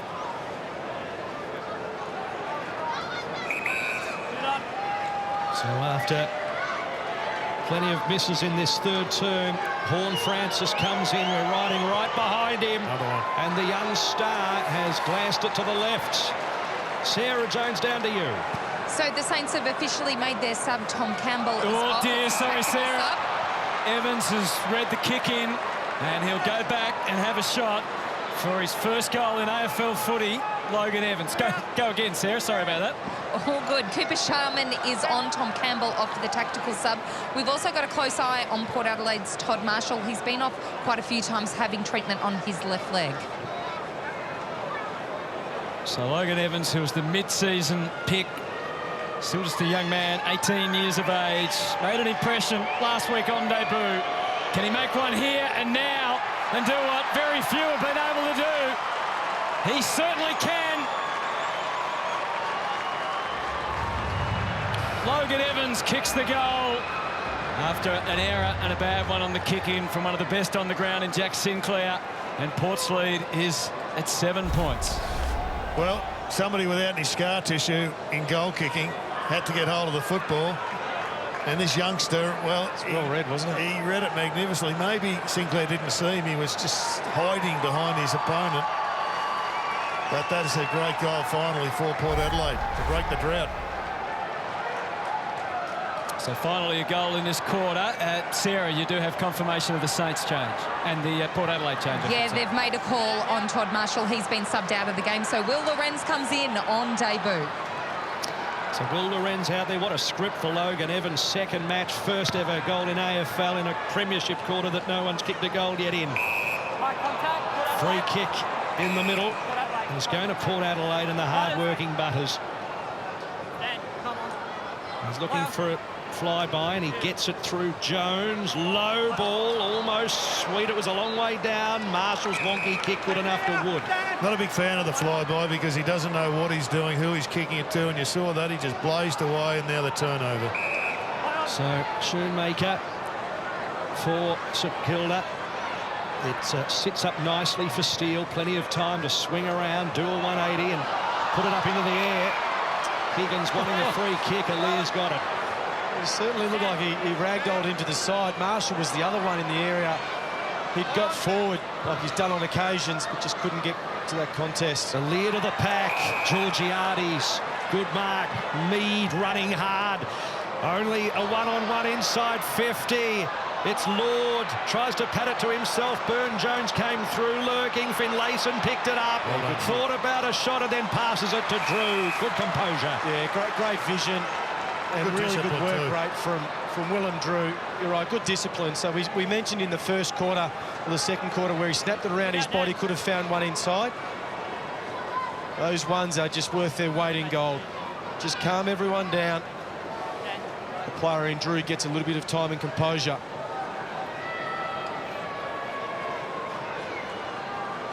It's a decent afternoon so far for Port Willem Drew. And this shot at goal to the left again. So both teams have had their opportunities. Regular transmission is resumed.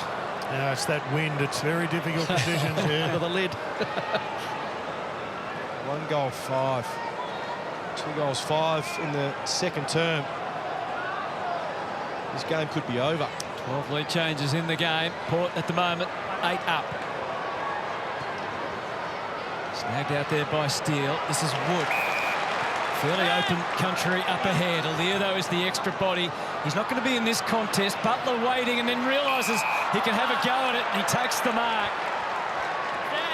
Has he got it in him? It will take everything. And I don't think he's convinced himself. Play on! Just pulled the kick and Narkle on the job. Takes a good defensive mark. Yeah, he missed all the options early on there, Butler, and just confused himself. Now Sin looking to explore, but can't be too adventurous. So the top of the St Kilda list, you got Wanganeen-Milera, who's had 8 possessions in this term. But what hasn't happened is the score coming off the back of it, even behinds. It just hasn't had one score involvement. So the chains aren't hitting the targets or hitting the mark at the end of what his good work. There's a big win from Horne-Francis again. He's been pivotal in this third term through Boak and back to Narkle. A couple of good moments. And this man, though, is creating havoc. Horne-Francis, he tries to thread the needle. Lord had plenty of company. It bounces back his way. Looked to step. He had the luxury of a lot of time.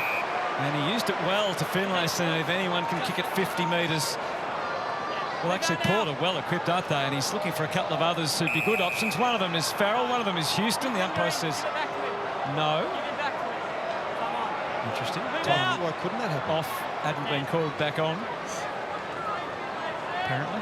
So Jeremy Finlayson has to settle down himself. Rather reluctantly, it seems, to have the shot. He's still eyeing off what might be in the forward 50. Will he just tee it up, or will he go for broke? Gets very close to the man on the mark. Every centimetre should count. He's done it easy. What was he worried about? That's how you do it. From outside 50. They've been kicking from too close, it seems. Port's lead is out to 14. Oh, I just love this composure around the forward 50 by Ollie Lord. Just sums up his options. There was no St Kilda player coming into pressure. That kick had to hit. And Finlayson was the recipient. You're right, he cleared the line easily in the end.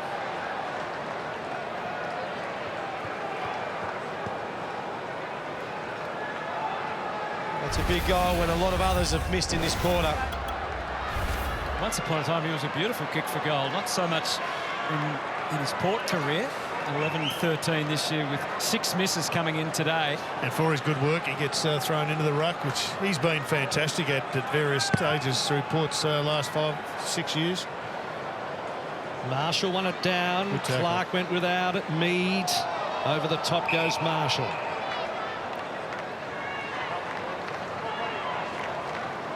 So Port putting their foot down late in this third term. Marshall won it down. Henry with a little bit of time. Staves off Mead. And chips it to the advantage of Wood. It's set up OK for him. He trapped it well. Wonky ball along the ground. Aliir went without it. Sharman's out there. Almost got a possession. Evans taken by one arm by Butler. It goes to ground. Ball it up. This is when you see Henry, Higgins working together. They'll just come straight through. One last roll of the dice in this quarter for the Saints. Marshall goes himself. He goes himself. He wants 4. Floats through for a behind. He's a bit stiff there. He got one a chop around the ear, but wasn't paid. Move out, Connor. They've kicked the last 3. 2 of them in this quarter. One just before half-time. Play on. Port Adelaide's lead is 13. Houston settles on Horne-Francis. He comes in from the side, brings it down. He's not finished yet. He's up against the clock here. Handball bought a bit of time for Rosie. Splits the difference on the kick. Sinclair needed the bounce, didn't get it. Burne-Jones did, and Burne-Jones has kicked a goal. Or it was a beat too late. He needed another 2 seconds. And the goal umpire strides out with purpose and says, tick that off as the score at 3/4 time, what might have been. 8-11-59, Port Adelaide. St Kilda in that third term were unable to add to their goal tally. A meagre 4 behinds for Ross Lyon. So it is a 13-point lead. It's been an interesting game. Port has the lead. Marshall subbed off as we get ready for a final term. Should be plenty of speed on in this last quarter at Marvel Stadium, but there'll be even more as the F1s go for broke in Austria.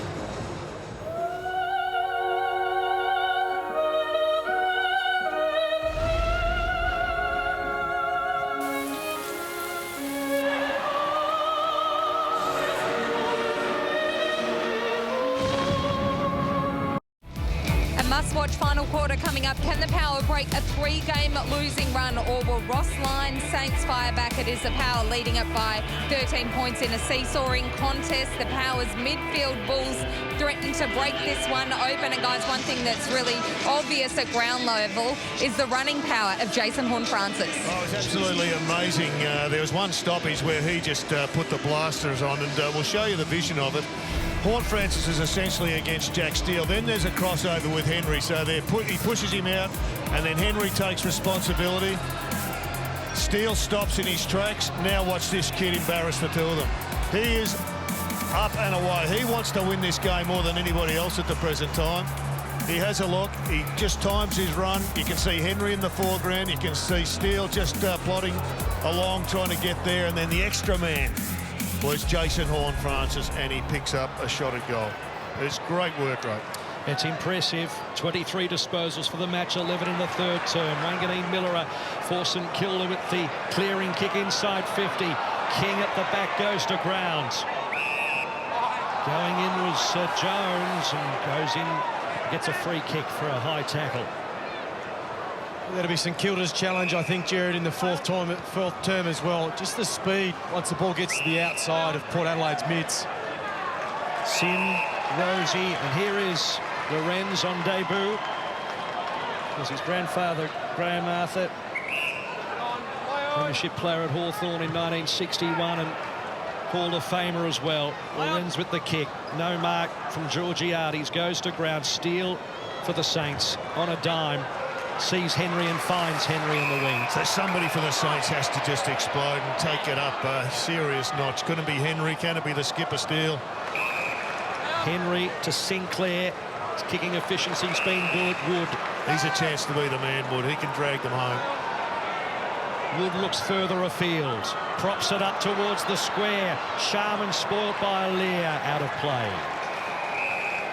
Good recovery. Just watching Max King inside the forward 50. Looked like he was held by Zerk-Thatcher. The umpire didn't see it. Great recovery there by Lear. Yeah, great close, wasn't it? At the death, 13 points is the margin. Kilda source a goal from the throw-in. We're on a bit cautious. Bergman realising still he had the responsibility to clear it.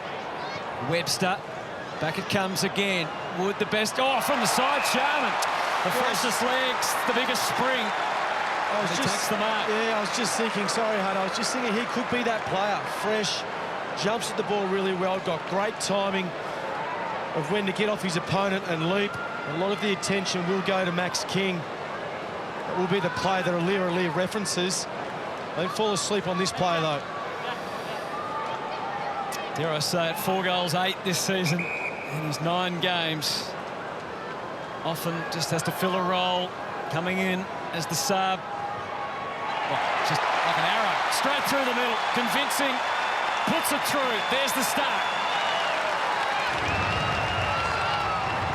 Well, it's been the missing piece, somebody to aim at that's going to be able to take a grab and kick a goal and just maintain the momentum and the confidence. We'll see him coming from basically nowhere, unmanned. No one's picked him up. No one's given him any attention or respect. And he's got the potential now to start an onslaught. Can take the Saints to another win. Lee wasn't even in the picture.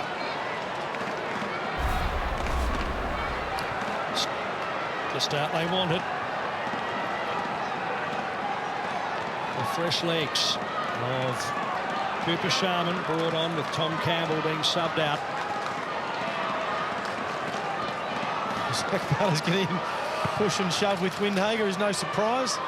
Well, he did a good job in the third term, Windhager. He kept Butters to just 4 touches. Rosie off the ground. Burne-Jones taken to ground. Webster goes in and got a high one, free kick. That's the challenge with Zach Butters, I think, when tempers are high and he's getting frustrated with his direct opponent, to not give away those silly free kicks that he's been known for. Webster, wide, it was touched, heard that clearly. As Jones goes scampering after it, grabbed by Wilkie, Sinclair by hand out to Wood. Wood towards half-forward, Marshall at the front was just nudged underneath of it. Narkle, he backtracks and stylishly heads out towards the wing, still in play, kept in by Sinclair. Wilkie and Hill combined, low one from Wilkie, good enough. Windhager, Hill finds a man, Wanganeen-Milera. He's all on his own. He goes long, very long, and offline. They're energised, though. They are. They're up and about, which is great. You'd like to see him just get inside that forward 50, not having to spear them from that far out. Port have dominated territory for much of the day. Roles reversed just for the moment at least. They find a way out. Nice connection from Houston to Sin. Ignores Lorenz and goes a little longer. That's a fair bit of a ruckman. And Sweet realises that. Came up at the footy and off to the dangerous Horne-Francis, who was a beacon in that third quarter. Towards Boak, just sort of roughly in the neighbourhood. So they come unstuck again. Marshall heaves it forward. Butler's going to stay underneath, but King couldn't make the contest, and Zerk Thatcher prevails really well. Takes a good mark. He's done a wonderful job. He's got to get more competitive. If they're going to win this game, it may well be just him lifting on two of these one-on-ones, because he's getting really towed up at the moment. Just 2 behinds for Max King today. Sin, his 8th game in AFL. Down the line he goes, 2-on-2. Sweet with the fist, Horne-Francis. He's really lifted in the second half, couldn't quite pick it up that time. Wilkie, Bonner, Battle, all combining. Battle looking for help, got it to Wilkie. And along the line they go. Owens tries to keep it in play, eventually out. Clark involved as well. There's Logan Evans, who kicked the first goal in his AFL career in the previous term, rushes back onto the field. Sweet and Marshall nullify each other. Wine's got boot to ball. Bonner picks it up, taken to ground. Did he try and get rid of it? Umpire says you didn't. Yeah, good tackle. Really difficult to get the ball out in that situation. At least it was consistent with what's been paid today, so I think everyone's understanding now. Play on. Drew. Marshall steps back. He zoned off Sweet a couple of times. Bold of choice and kick. Wanganeen-Milera just somehow to Henry. Any way will do. Through the middle. Up to play his part, Sharman. Off to Webster. And now Hill waits for the right kick inside 50. Sinclair drifting deep. That's where it heads. He's up early. Can't bring it down. Lorenz, difficult moment for the youngster on the last line to the more experienced Evans in his second game. And now Aaliyah, and safely negotiated by Port. Bergman just to relieve. Composed Evans under pretty serious heat. Yeah. A couple of youngsters getting it done there. Bergman, Finlayson, numbers against him. Free kick paid to St.Kilda. It's back to Windhager. Spreads it wide to Hill, who's racking up possessions early in this final term. Hill to the pocket he goes. King's got 2 to beat. He gets one hand to it, scoops it in with the other, dispossessed. Another good recovery by Aaliyah, though. To not go to ground, bounce back up, affect the tackle. You've just got to get more from these opportunities, St Kilda. It's been a run of play at the moment. They've dominated territory. Well, 7 inside 50 to 0 for one. And it's been that team of Higgins and King who haven't got near it either. Schoenmaker in the middle of the ground.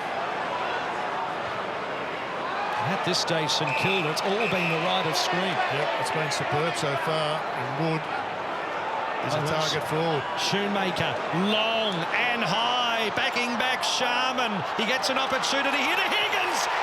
Higgins, Jack can lift them. It's all square. That is exactly what you need to do as a forward.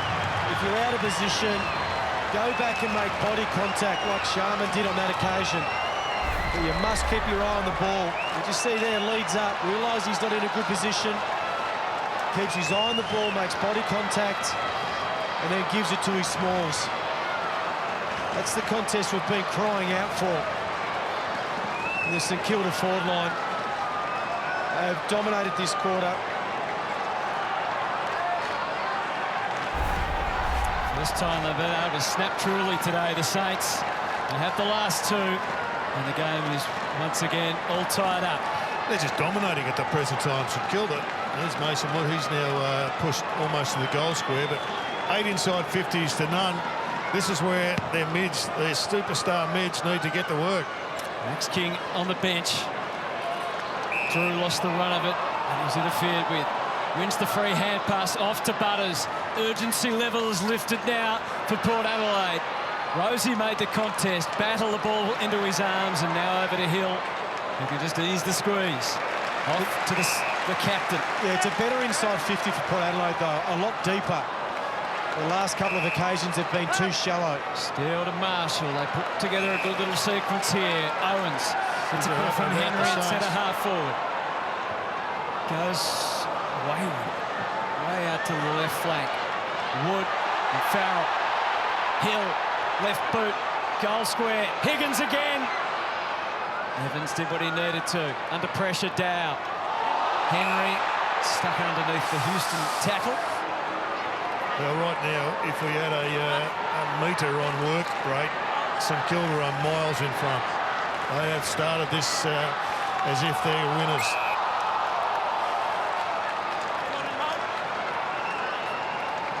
A baptism of fire for Lorenz, taken to ground. The debutant for Port. Sharman. Henry's there for support. Bobbles around against the boundary. Drew couldn't pick it up. Aaliyah did. Eventually, the boundary umpire wanted it. Disguised it well. Aaliyah. Just winning the contest in this quarter, winning the clearance, winning the contest.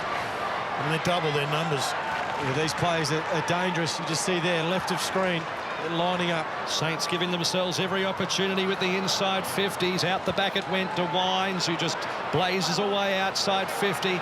Fist from Rosie, only back to Battle, but he draws attention from Georgiades. They go to ground, and he's got pinged for holding it. Umpire said he didn't make enough of an attempt. Georgiades, the flyby. Butters, the right man to give it to. Inside 50, Narkle in from the side. No Mark Bergman, goes to ground, hatches over the top of the stoppage. He had a good chunk of it, Bergman. He had lots of it. Just looking at that last tackle, I mean, essentially the prior opportunity's dead because he couldn't put it on his boot.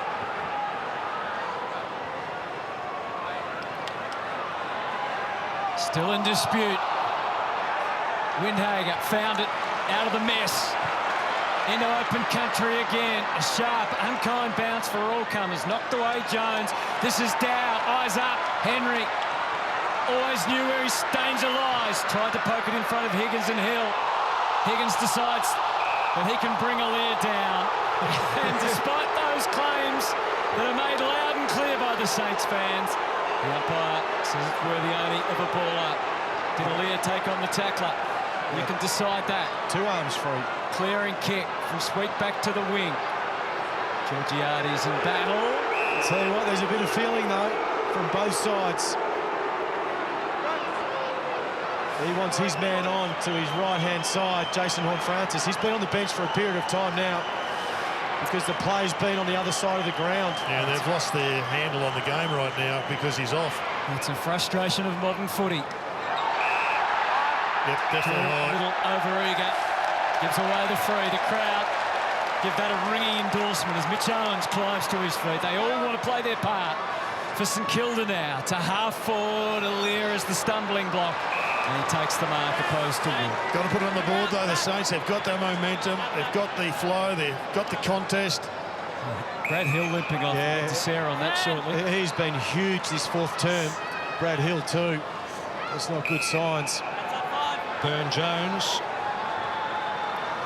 Butters goes corridor. Evans, under a bit of pressure from Wood, did well. Taking a little bit of time to pick himself up. Wines. Sees a man all on his own, Narkle. Just need to think through this one, Narkle. Can't be rushed. Just need to take his time, maybe even tell the umpire he's having a set shot. Buy himself some more seconds. Horne-Francis just hovering. So he does settle back, Narkle, for now. He's 53 metres out. Gives it a hoik, and it's offline. They're a point in front. Concerns for the Saints with one of their key playmakers, Bradley Hill, going down into the rooms to receive further treatment. He's been having his lower back and hip worked on numerous times throughout the game. He looked incredibly sore when he was running off the gallop. Well, fingers crossed he can get back out there from a St.Kilda perspective. Meantime, steal. That's a great mark. Rips it. Brilliant kick. Yeah. Great mark. He read the shape of it beautifully. Takes it, brings it back inside. Gets the run from behind. Caminiti gives it a mighty thump. They get to the 50. Butler got Evans exactly where he wanted him. That was experience and strength for you there. Just going a bit harder right now, the Saints. Working harder up and down the deck.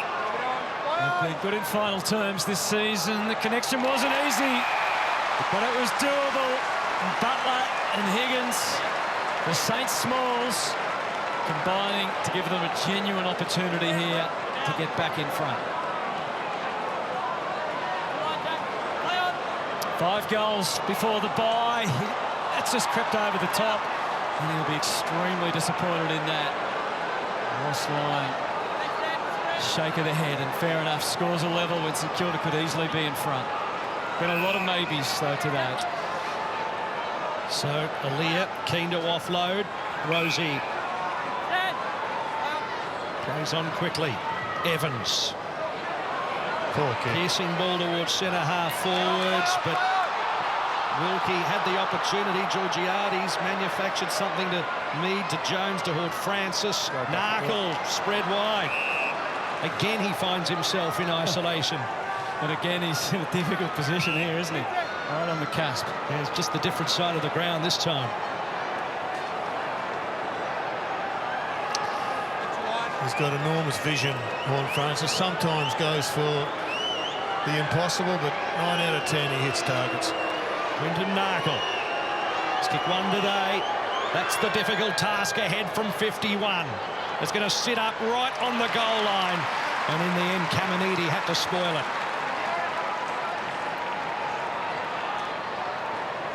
Wouldn't want to tip a winner from here. Tipping a winner in this round has been reasonably difficult. Tip a winner at the start of the game. No easier now. You're right, Jared. It's incredible results. It is such an even competition. Still 7.5 to go. Jones in the air, can't bring it down. Windhager wins the ground level battle to King, who strides away. Battle was in the right place to provide assistance. Took the 10 metres and gave it a long strike towards full forward. Butler's down. Yeah, kept his feet and his composure. Takes the mark despite the protest. Butters, he gave and wants it back, and Henry just holds him up behind the play, which potentially could have been a 50-metre penalty. Instead, Rosie with the lateral choice to Horne-Francis. Geez, looked like frontal contact. Ball's miles away. Stylish kick from Lorenz into the middle of the ground. It was a great kick for a first gamer. Really brave. He was potentially going to be a top 20 heading into his draft year, and then just quite have the same results. Yeah, you still got to take risks. If you want to win the game, you've still got to take risks. I love that. Beautiful kick from Butters as well to Lord, and then the handoff to Drew. The all-important entry into the 50. Battle got across and shepherds it over the line and out of bounds. This is such a big game for Port Adelaide. If they can go on and win, and they will stay in the 8. They've been there since the start of the year, and if they lose, of course, they'll be back with all those teams on 32. The Dogs, the Giants, Gold Coast and Melbourne. Every single win is absolutely vital. They've lost 3 in a row, so there's spirit involved as well as the the numbers. Back to the wing. Now tension again. But it's going to be in the front half for Port off the boot of Zirk Thatcher. Absolute precision needed and executed as Mead takes the mark. Can they do the same on the kick into the arc? Well, it is Horne-Francis that's settled really deep inside the forward 50. Mead's kick is off the side of the boot, and Woods easy pickings. So can the Saints repel here? King to Steele as the cavalry runs on by. Steele to half forward. Sharman at the back. Had a fair bit of it. Just couldn't quite scoop it in and out of play. They press again. Yeah, the kick from me just needed top of the goal square. Give yourselves a chance to either mark the ball or rove 360 degrees from that contest.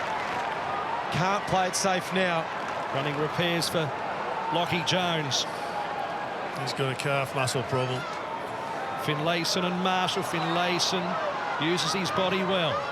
Lorenz skies one down the line. He's got it. Oh, that's been a bit of a snare, hasn't it, from Georgiades? Looking for someone to fly by, and does exactly that.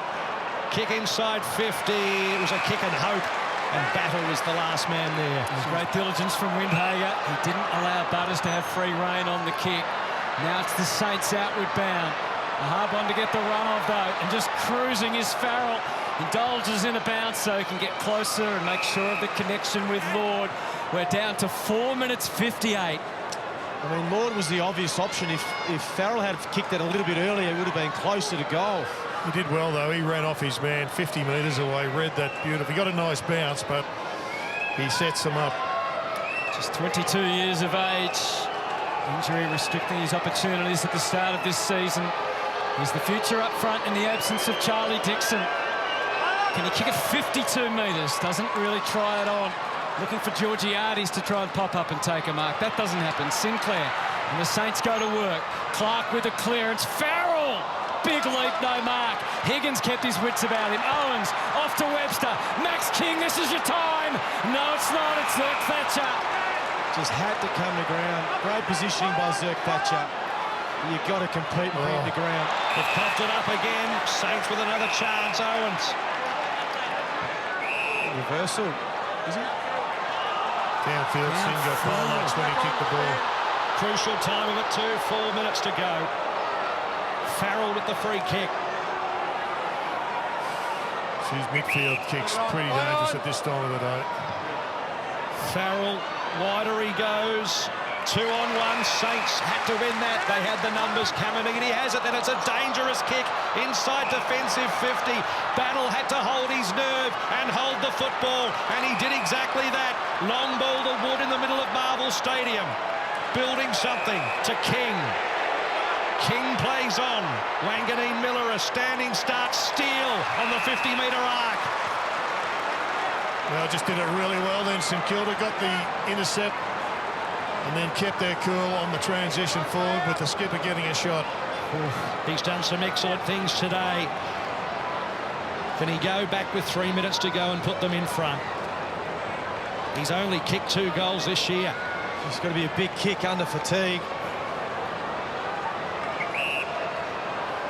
Seen a few like this weekend. So the team's chances on his shoulders. He kicks it towards the square, and then in the end it's off the point post, and that might be the best result for the Saints. It'll be a throw-in. And Hill's back on the ground. Bradley Hill back on with 2:46 to go. Yeah, it's good news for St Kilda. A really important start in the fourth term. Is watching Jack Higgins, who would be the logical go-to man. Maybe it's Sinclair. Rosie did what he needed to do to quell that little uprising. Sharman was creative, but to no result. Clearance.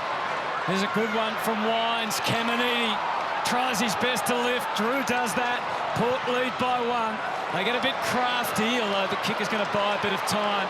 It is going to return through Wilkie into the middle and then back again from Webster. 2 minutes 15. Saints trailing by 1. Kick to half forward was too strong.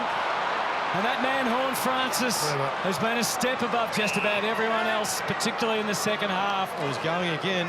He looked at the goals and he said there's no one there, and then he went wide and he keeps on running. Just running, all the running that's required for his team.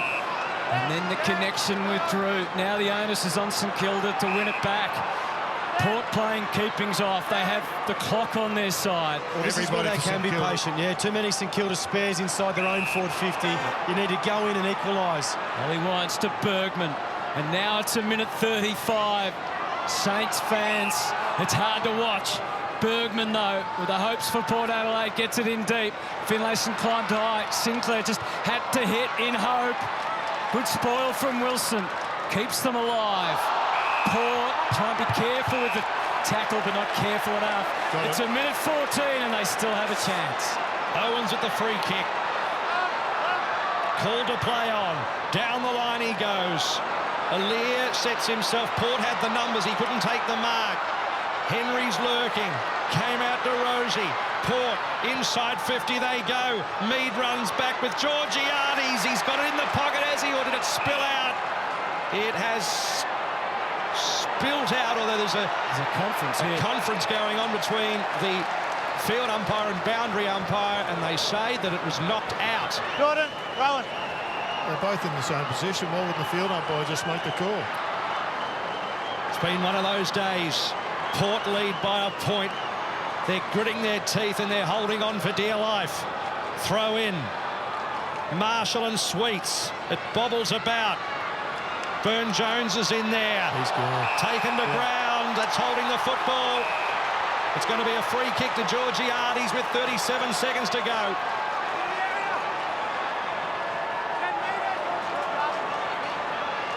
Can Georgiades put pay to the match?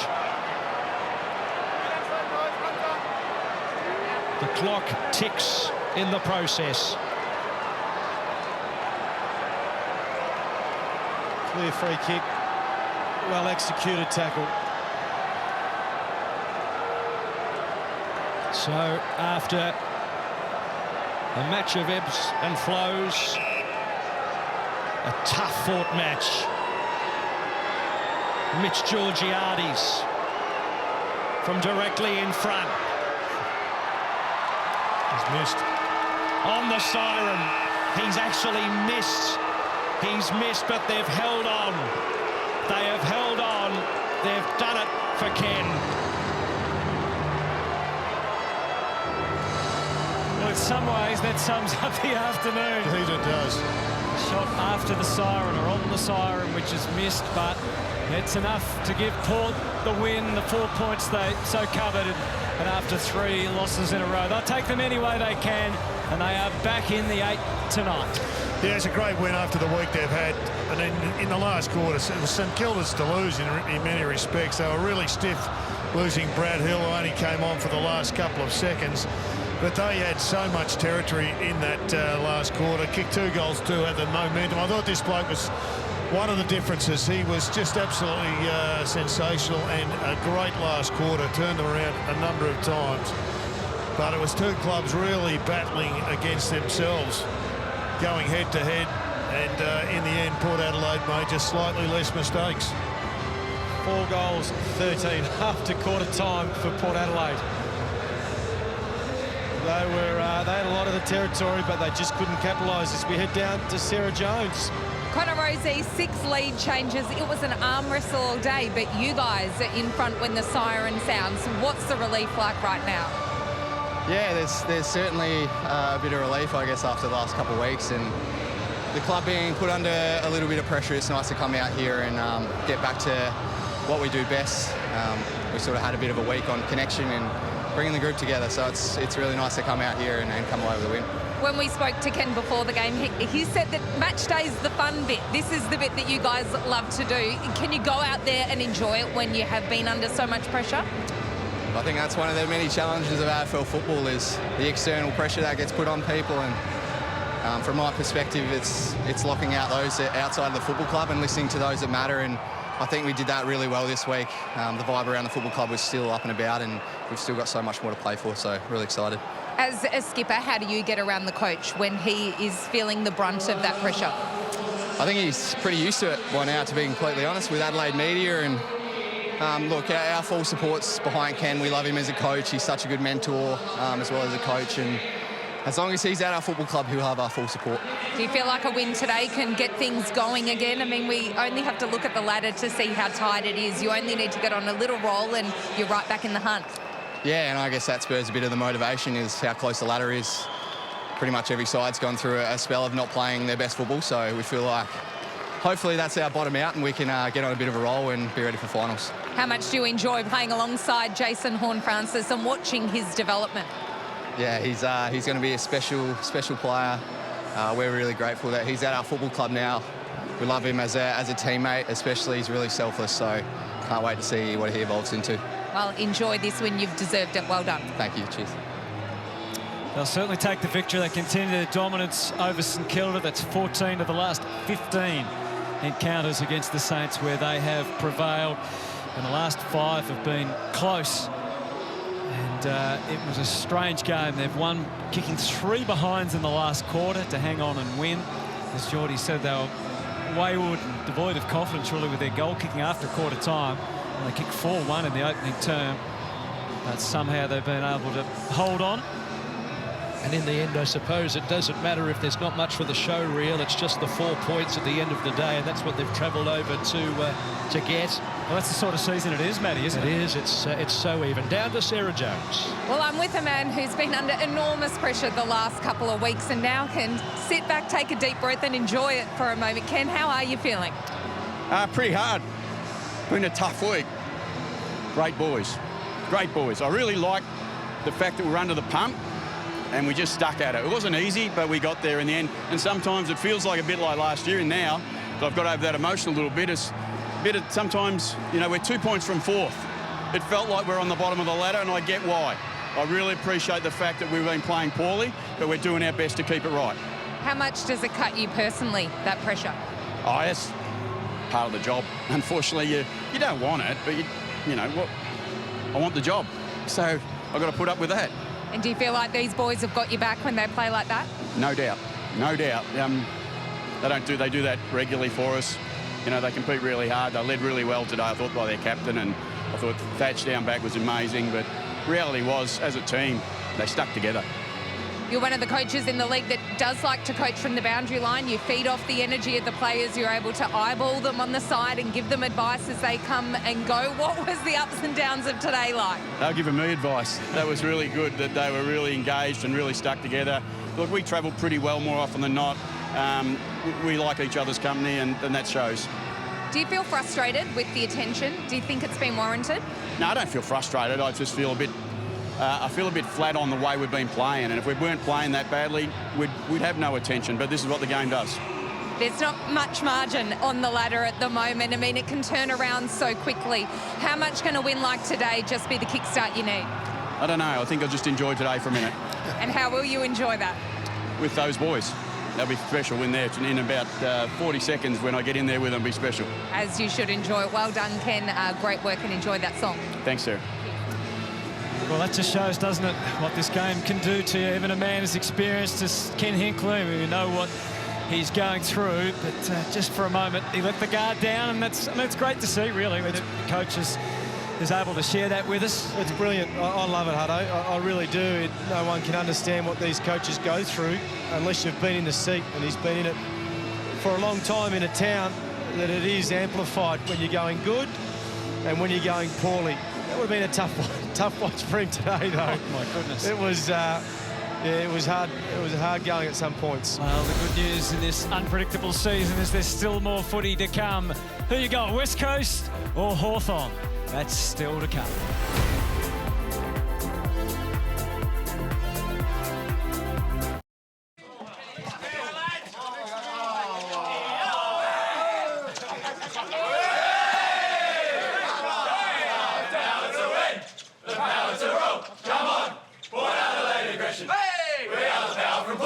It's more than a sport, it's the true Port Adelaide tradition. We'll never stop till we top. History. We're never bound to win, we'll never give in till the flag is ours for the taking. Well, it may not go down as a classic, but right at the moment, Port Adelaide won't care at all. Young Will Lorenz